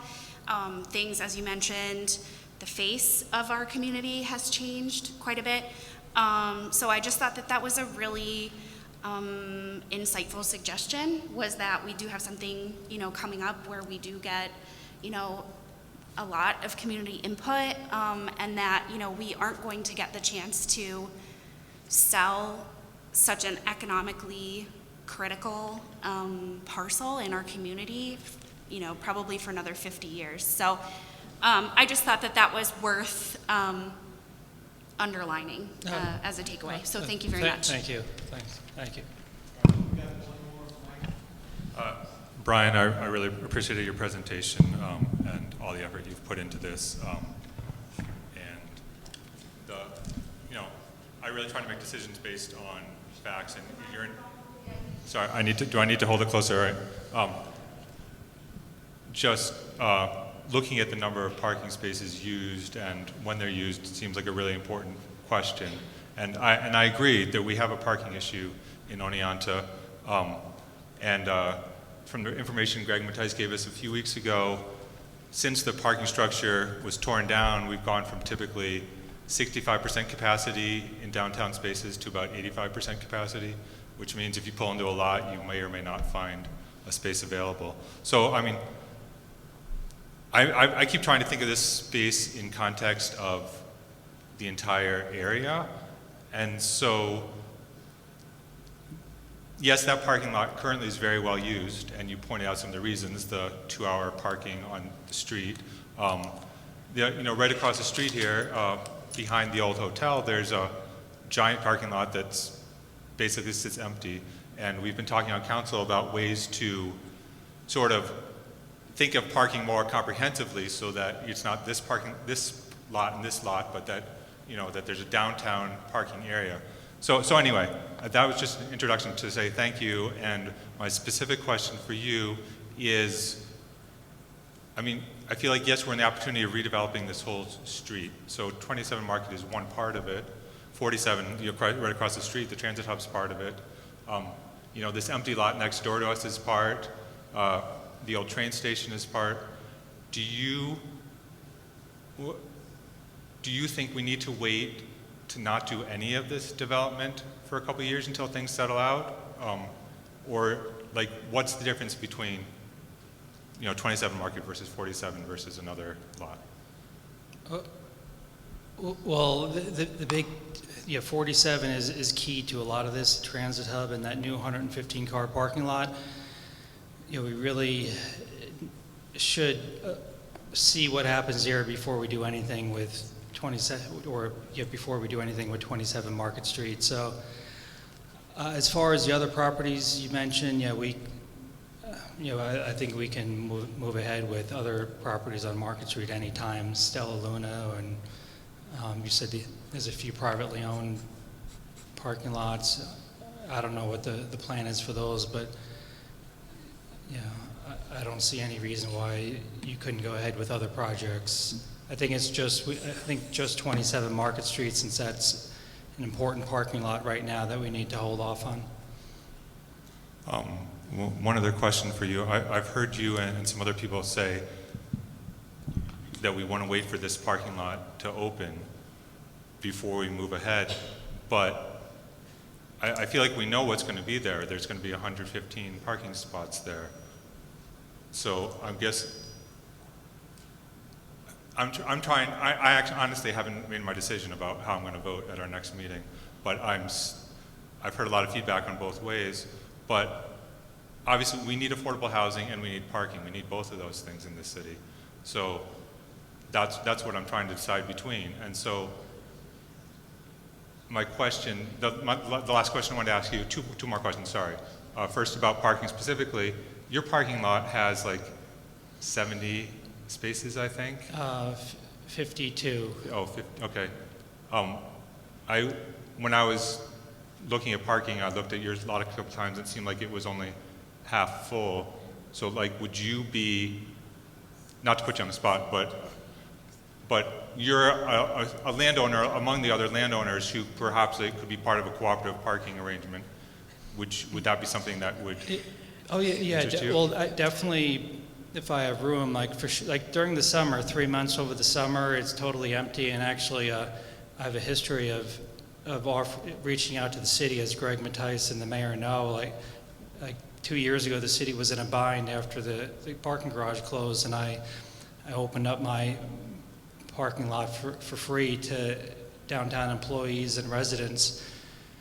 And, yeah, because the parking garage closed May of 2023, and the new lot at 27 Market Street didn't open up until like October. So there was a 5-month period there where we were really in a bad situation.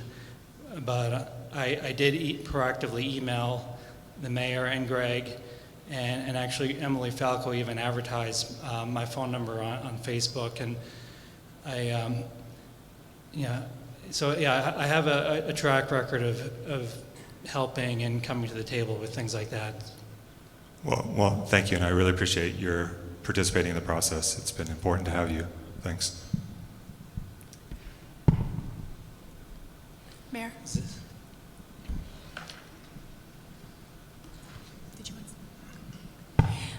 Yes, I just wanted to address the concerns around data collection.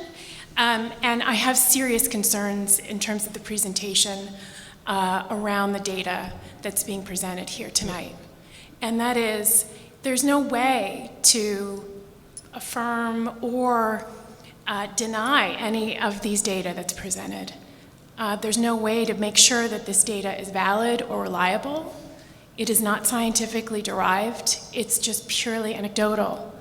And so I have trouble. I would like to take seriously the claims made here, but it's very difficult because it's just one person who's, I guess, I can listen and absorb the main ideas, but in terms of the reliability and validity of these data is just not present.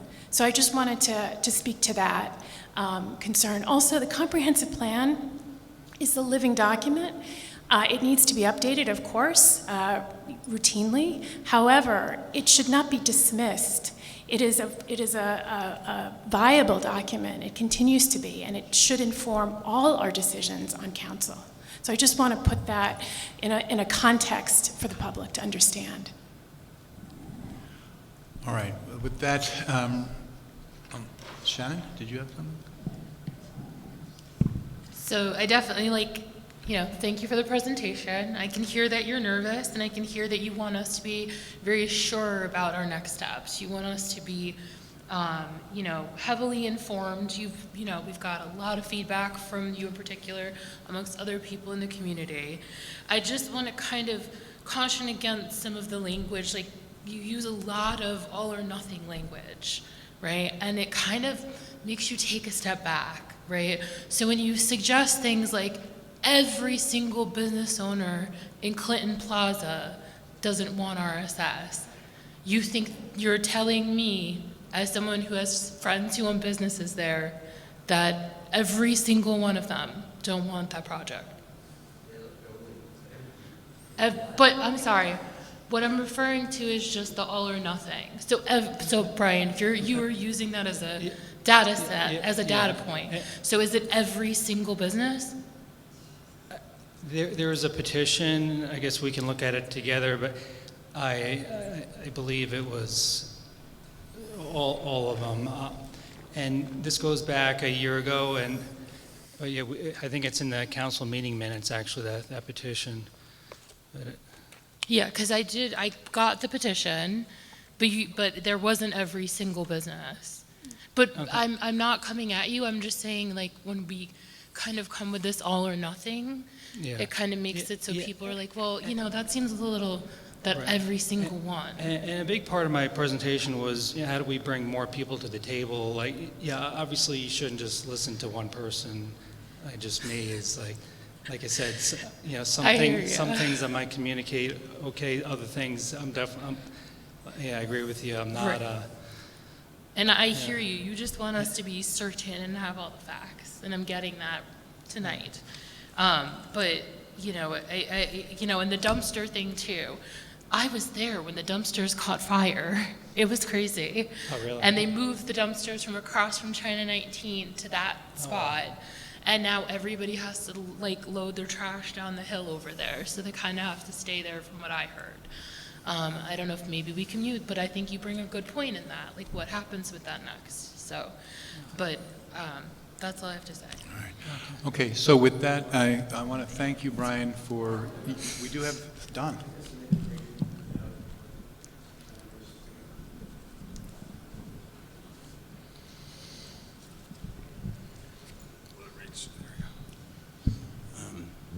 I spoke to every business owner at Clinton Plaza, and all of them said that I asked a couple of questions. One was about paid parking, and all of the business owners were opposed to paid parking, except for one. He wanted to have paid parking only for students.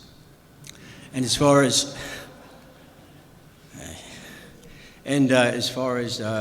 what they wanted to see at 27 Market Street, they were all opposed to building right there, building there at this time, because many people, when they come downtown, they can't find a place to park. They use the parking lot, the Clinton Plaza parking lot. So they wanted to keep 27 Market Street as parking now, and then decide in the future. Anyway, I hope that clarifies it. And I did speak to all of the businesses.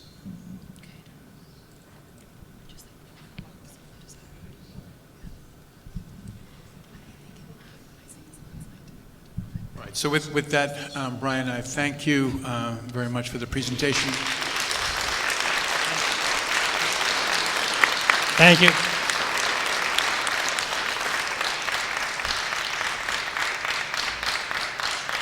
I do want to apologize to the gallery here and to our first ward council member. I was surprised when the conversation turned a little bit more personal than what was appropriate, and I should have been gaveling in that moment, and I apologize for letting that happen. It took me by surprise. So, with that, I'd like to invite Luis Montanti up for a presentation and proposal.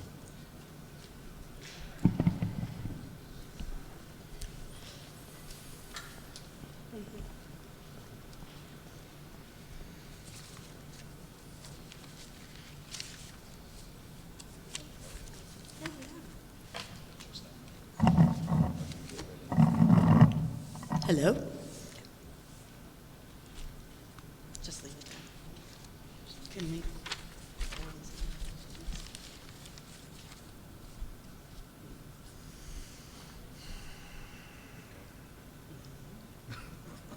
It's okay. Let's try again. Just leave it there. Okay, well, good evening, Common Council. Thank you very much for having me. Mark, Mayor Drennick, thank you for allowing me the time to represent another vision for 27 Market Street.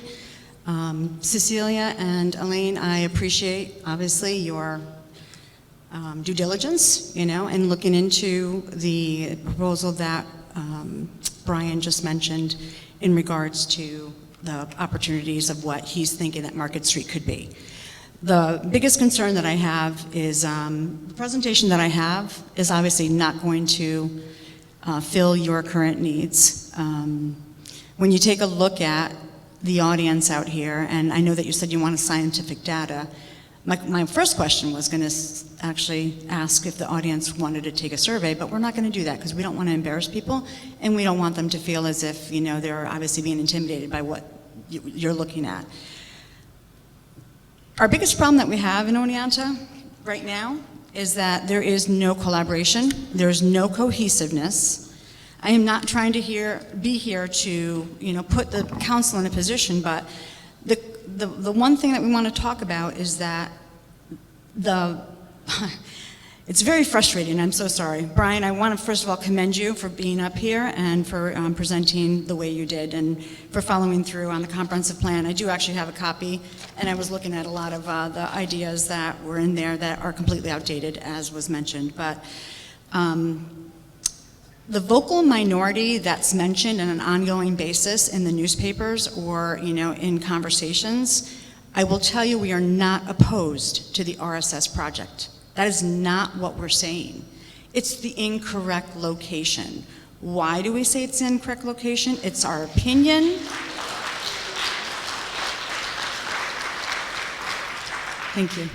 It's my understanding that the DRI, the vision of Oneonta, was to create a collaborative effort in our center city to revitalize it, to provide a place for people to be comfortable for entertainment, for purposes of being in businesses, walking streets, supporting one another. Things that we are neglecting to realize, though, is that the businesses on Main Street right now are struggling, and they're not feeling as if they are being supported. They are speaking out.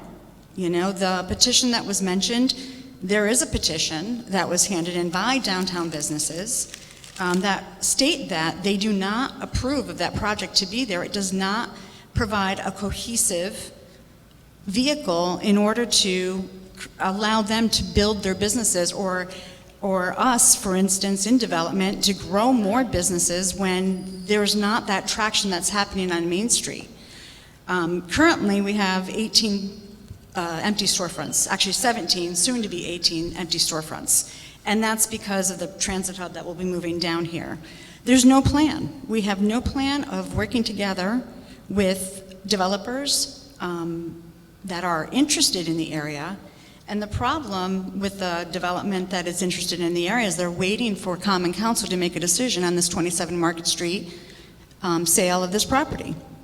So in the DRI, it was stated that Market Street was supposed to be an arts and entertainment center that would funnel and support downtown businesses, that would create a livelihood district. But 40% of the property on Market Street belongs to a transit hub with a parking lot, and then potentially a unit that will house 52 people, of which the 52 apartments that are promised are not for our local community. You might think that they're saying that's going to be for local community, but they're not going to be taking those in our area first, right? We're talking about many proposals that RSS has given us. We still can't get a defined answer from her. The last presentation that she gave us, she had a lot of open comments that she still had to get into to provide us those answers. So I don't even know if I want to continue with the presentation, because it's going to be shot down as soon as I open up the next slide. I mean, it comes down to it, the city is not working together. You don't care about what businesses think. You don't care about business development. You don't know economic development. Building a housing unit is not economic development for 52 units. Economic development is based on private sector funding. It's based on bringing in developers who want to be here. There are solid developers in our community that will not invest if that building goes there, period. And they have stated that. And it's not just me who's having the conversations.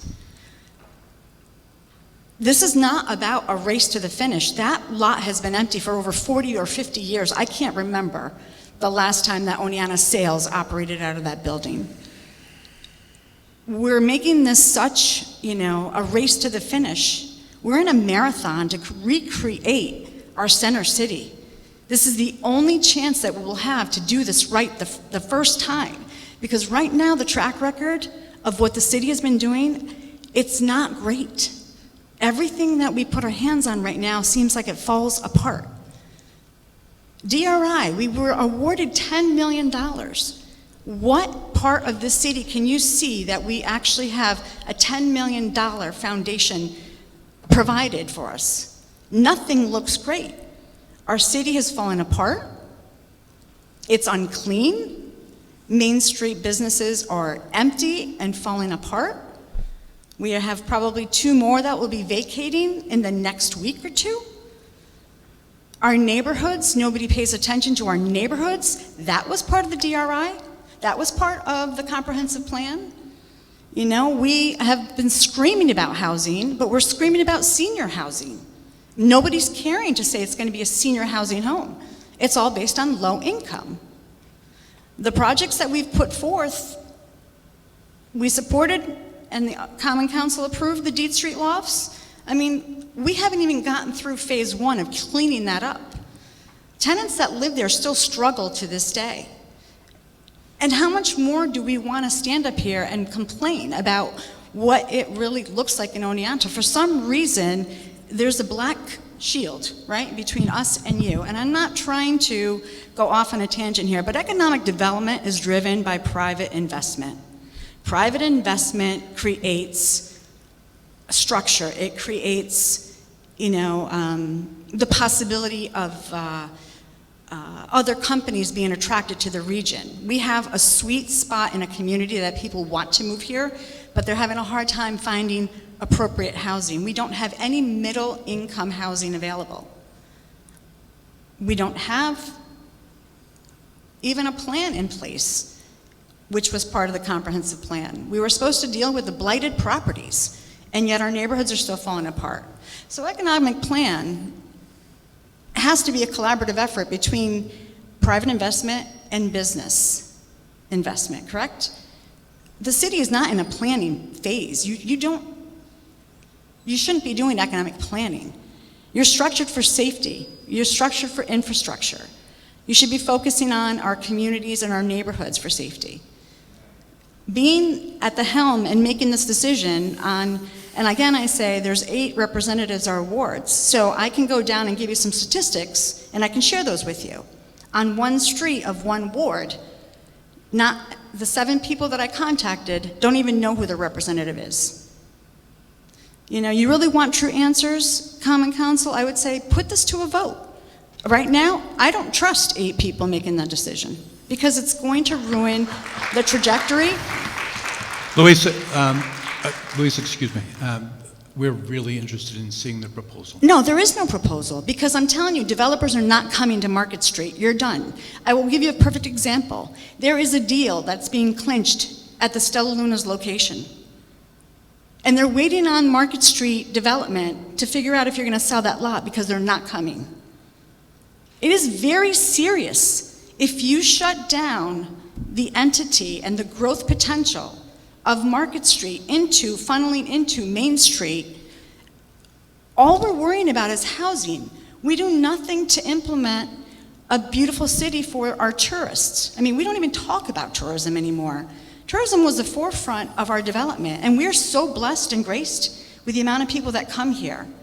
There's different elements that we can create in tourism.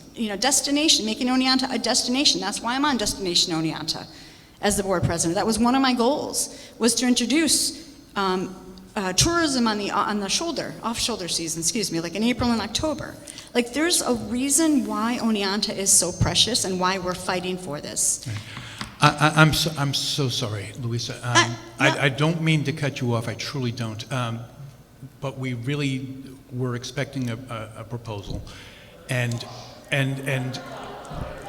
not a speech. Mark, so in economic development, I'm going to give you a proposal, right? So as the manager of the Southside Mall, Dick's Sporting Goods was in conversations for 4 years before I took that position in 2011, and they kept on refusing to come because they didn't see the big picture. We're not paying attention to the big picture. You're piecemealing Oneonta, period. The big picture is, if there is a building that will be erected, or whatever it might be a 2-story parking garage. I don't want to talk about parking, but the reality is that you're trying to secure parking in other locations in Oneonta because we need parking. Talking to a developer about this empty lot next door. How about like a sports center that could either be ice skating or it could be a bubble for soccer or basketball. And the question is, well, where are people going to park? So at the end of the day, it's not one project. It's the entire focus of the city of Oneonta, period. So I understand you want a proposal, but when development happens, it takes years. You're in a marathon, you're not in a sprint, period. That location is vital. If the city needs money, because Virginia Lee asked that we sell that because the city needs money, you have a proposal on the table, which is actually above the asking price, the proposed price from the RSS, period. This is not your plan. The city wants to hear what the viability of the rest of the city is looking like. Seniors are leaving our area because they cannot find affordable apartments or housing. It's not going to be, and that you might, I know, and I see the vision because I can see a lot of us might be saying, well, I can go into that low-income housing because I qualify. True, but one of the biggest pictures I get that I haven't brought up is what happens to our homeless? I keep on asking that question. We've created so much disastrous projects. The townhouse was closed, right? We displaced those individuals. And now we have a building that's dilapidated in the center thoroughfare when people drive into Oneonta. I get it. I'm done. Please stay there, because I'm sure there are a couple of council members that have a couple of questions or comments. Do we have any questions or comments from council? Yes, do you have a project that you'd like to discuss? I mean, That's why we're here. I'm not discussing the project because they will not invest if there is a building going there, period. I don't follow. That was the reason that, I know folks were on the agenda today was for these presentations of proposals, but I think I really just want to, just make sure that we're correcting, information as we go, because I think what ends up happening sometimes is when we have, opposing sets of information out there, that is ending up in a lot of confusion and feeling like there's divisiveness, right? And so I just want to be clear that, I heard a lot more about RSS than I expected from both of these proposals. So I just want to be clear that the investment that they're talking about is private dollars. So that should hopefully set some folks' minds at ease. RSS was awarded a 9% low-income housing tax credit on their first try in Ithaca. That's what they're applying for here. And to be clear, it's also not intended to be a low-income project. It's for an affordable housing project for median incomes. Thanks. And what is the median income? I believe that they were actually 30 to 70% of area median income. Area median income for a family of 4 is the one that is in the top of my head is around $87,000. So 70% of that is around 56 and change. Those are 2022 figures. The numbers are going to change. But I'm sorry, that's what right, because I did see that Christine Nealon, from RSS, again, in the vein of, being transparent and providing all the information, she said that they were going to be doing an update of those figures, so we'll see that, I'm sure, soon. Absolutely, but again, I go back to, it's a state-funded program through a private developer who is making money off of our state funds in order to develop a property. I'm going to go to Shannon, please. So the only thing I'd like to comment on is that in my other job, something that we really work hard on a lot of the time is making sure we're understanding when someone is ultimatuming us, right? And when they're putting an ultimatum in our lap, and how that's kind of not healthy, it's not good communication, right? It's not a way to, inspire hope and trust and commitment to both people coming to the table, right? Ultimatums are not a good thing. And when you say they're not going to come here and invest in our community because you won't do this thing, is an ultimatum. Well, it's the same thing that you're doing. Who is doing? Well, I mean, the Common Council, right? Those 3 that are obviously for the project. The ultimatum is that if we don't put that housing there, then there's no need for anything else to worry about. I've never once said anything about where I stand on anything. Yeah. So I'd like to absolutely stay as close to the fact-based conversation as we can here. Is there anybody else, Mike?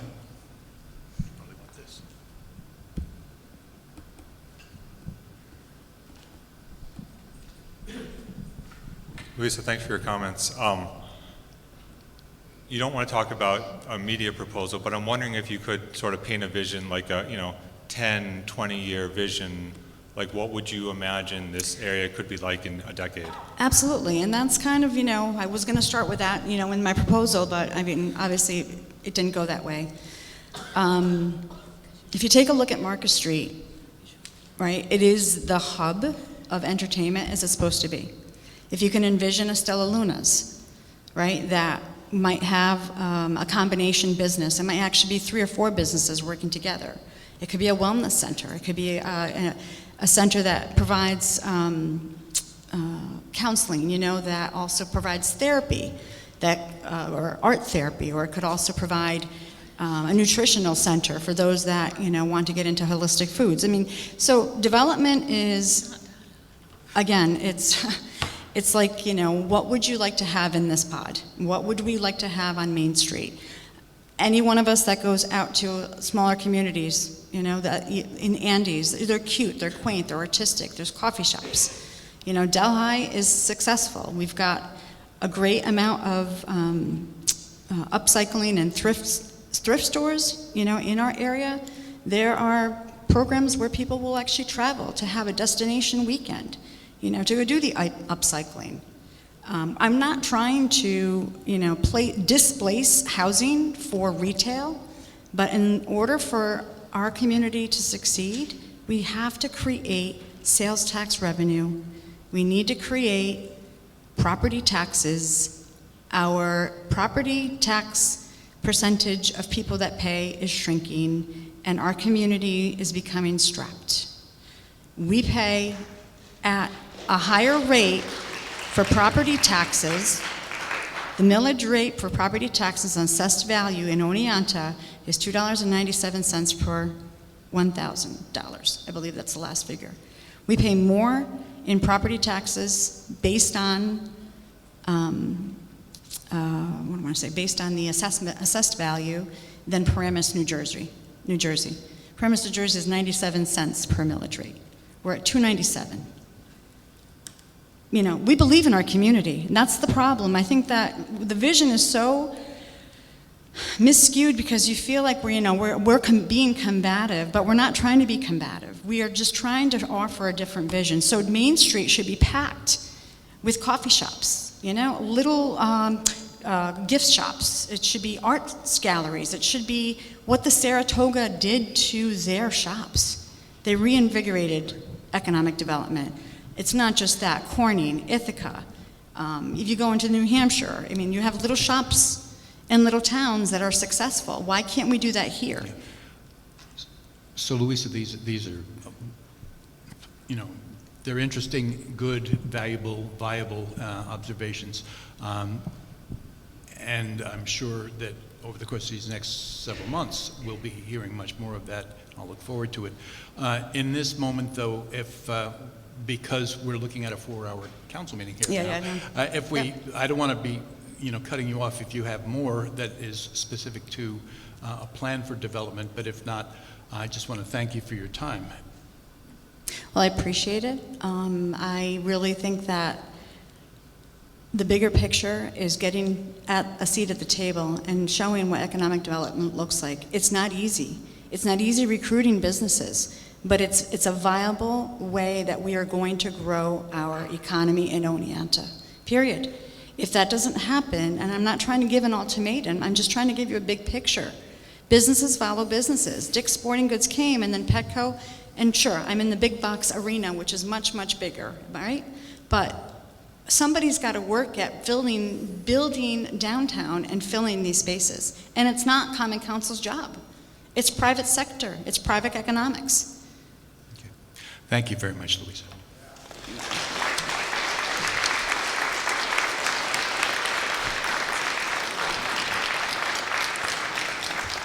We are going to wind up in just a little bit taking ourselves a break, but prior to that, I do want to get to a couple of our task forces and commissions.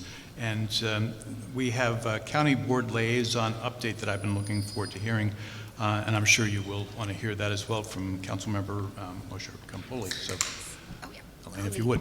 I will need this again. All right, so I've attended some of the county board meetings throughout the month, including the board meeting and the human services meeting, and they have a lot of the other ones, and I would encourage anybody and everybody to watch the live stream and recorded videos that they have on Facebook, so you can get involved and informed about county board business.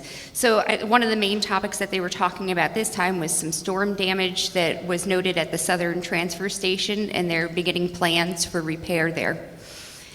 They continue to discuss and work on issues of addressing services needed for mental health.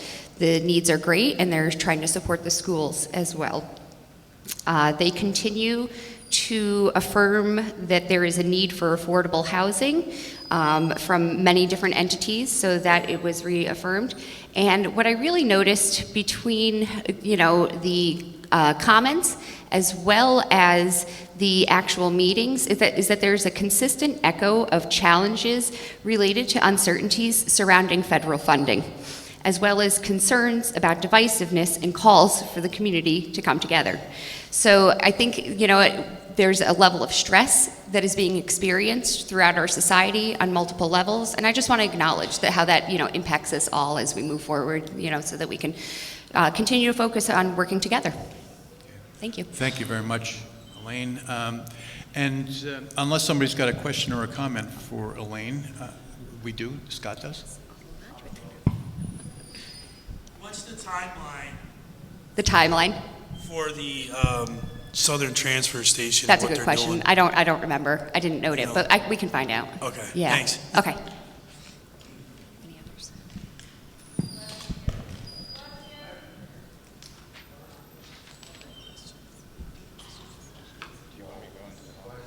Yes. So, Len Carson, with the Housing Commission, you liaison. We're going to move forward to the Housing Commission update. Stefan Markovitz is the chairman of the Housing Commission. I believe he has a presentation. Okay. You just need to get to a microphone, though.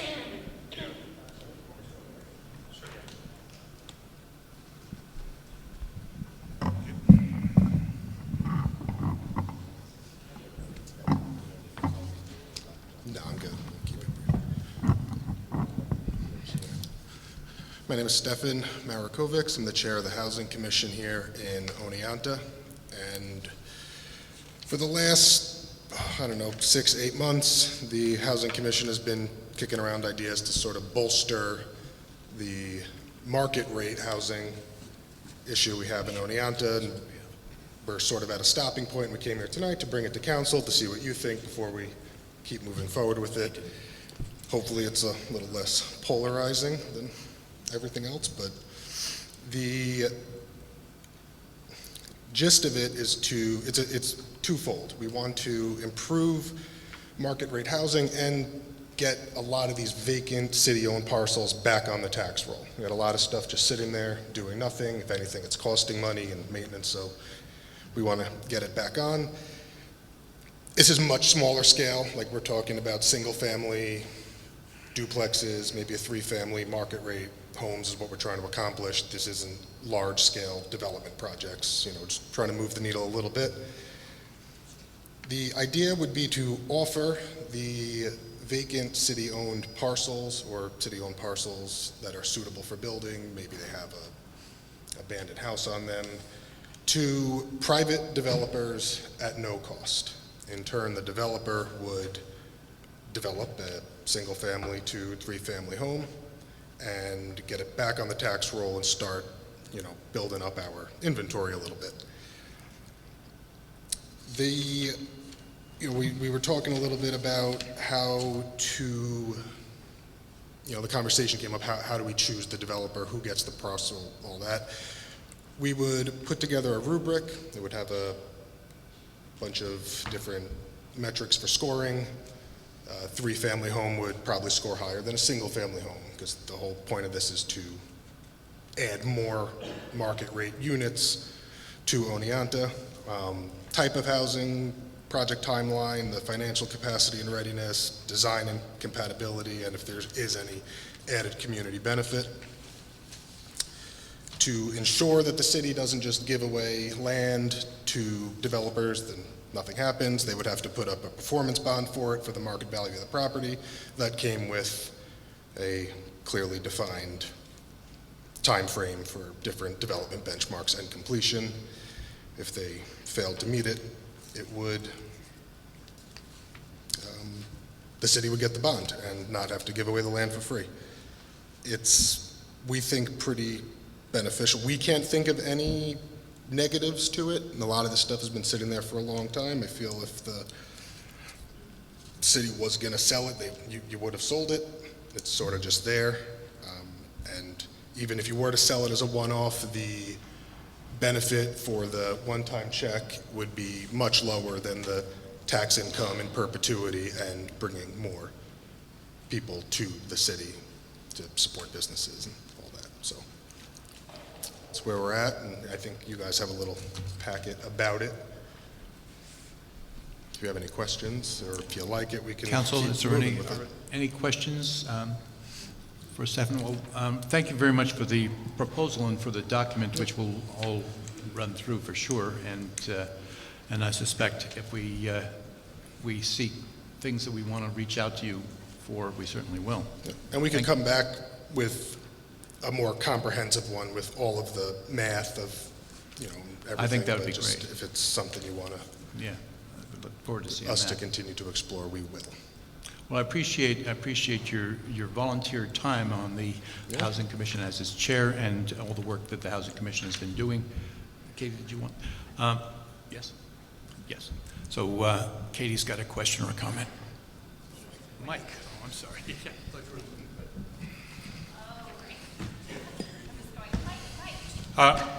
Stefan, I think this is an intriguing idea. I'm just wondering, thinking broader scale, are you guys looking at this as a test case for what could be done in the future, or is this like a one-off?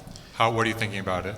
So we would like to scale it. This particular one was just for one lot we identified in the 6th Ward, 40 West Broadway, that looked very suitable for it. If it works, we can try to scale it. We're not going to create hundreds of units, but if we could add over the next handful of years a couple dozen market rate units to Oneonta on property that's otherwise just sitting there contributing nothing, why not? Great, thanks. Okay, I just had a quick question. So at the beginning, you had said you were trying to sort of gauge how we feel about this, whether you should go forward, that you are at a stopping point. So what do you need from council today in order to, what kind of information or opinion are you seeking? I'm not sure we need anything. Okay. We are just a city commission with a council member who oversees us. So before we got too ahead of ourselves, I think it was more just seeing if there was any obvious reason you wouldn't want us to do it. If there's something in there that you don't like or questions or, we'll keep moving with it, but for the sake of, not getting too far ahead of ourselves. Yeah, so it's just a check-in, and as long as none of us are like, I object. Yeah, I mean, going. because the plan is for the city to give away land for free, Right. so Want to here make we sure are. that we're on board. Yeah. Okay, great, thank you. Stefan, I'm going to, with your permission, I'm going to share your email contact with all of the council members so as they've had an opportunity to read through and find themselves with any additional questions. Shannon, did you have something? Did you? Really quickly, I don't object. I think it's wonderful. So do we, thank you. In any event, though, any comments or additional questions or strategies that the council members may find that your presentation sparks for them, they'll be reaching out to you. And again, my thanks to you and to the entirety of the Housing Commission. Thank you, Stefan. Cool, thank you.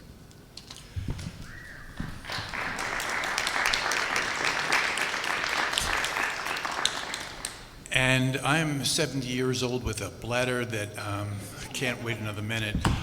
We're going to, you too, huh? No, you have a question. I'm sorry. We're going to go to a break now, and we'll be back in 10 minutes. Can we do that? We reconvene at 8:30? All right. Thank you, folks. Thank you all. I need to go cry.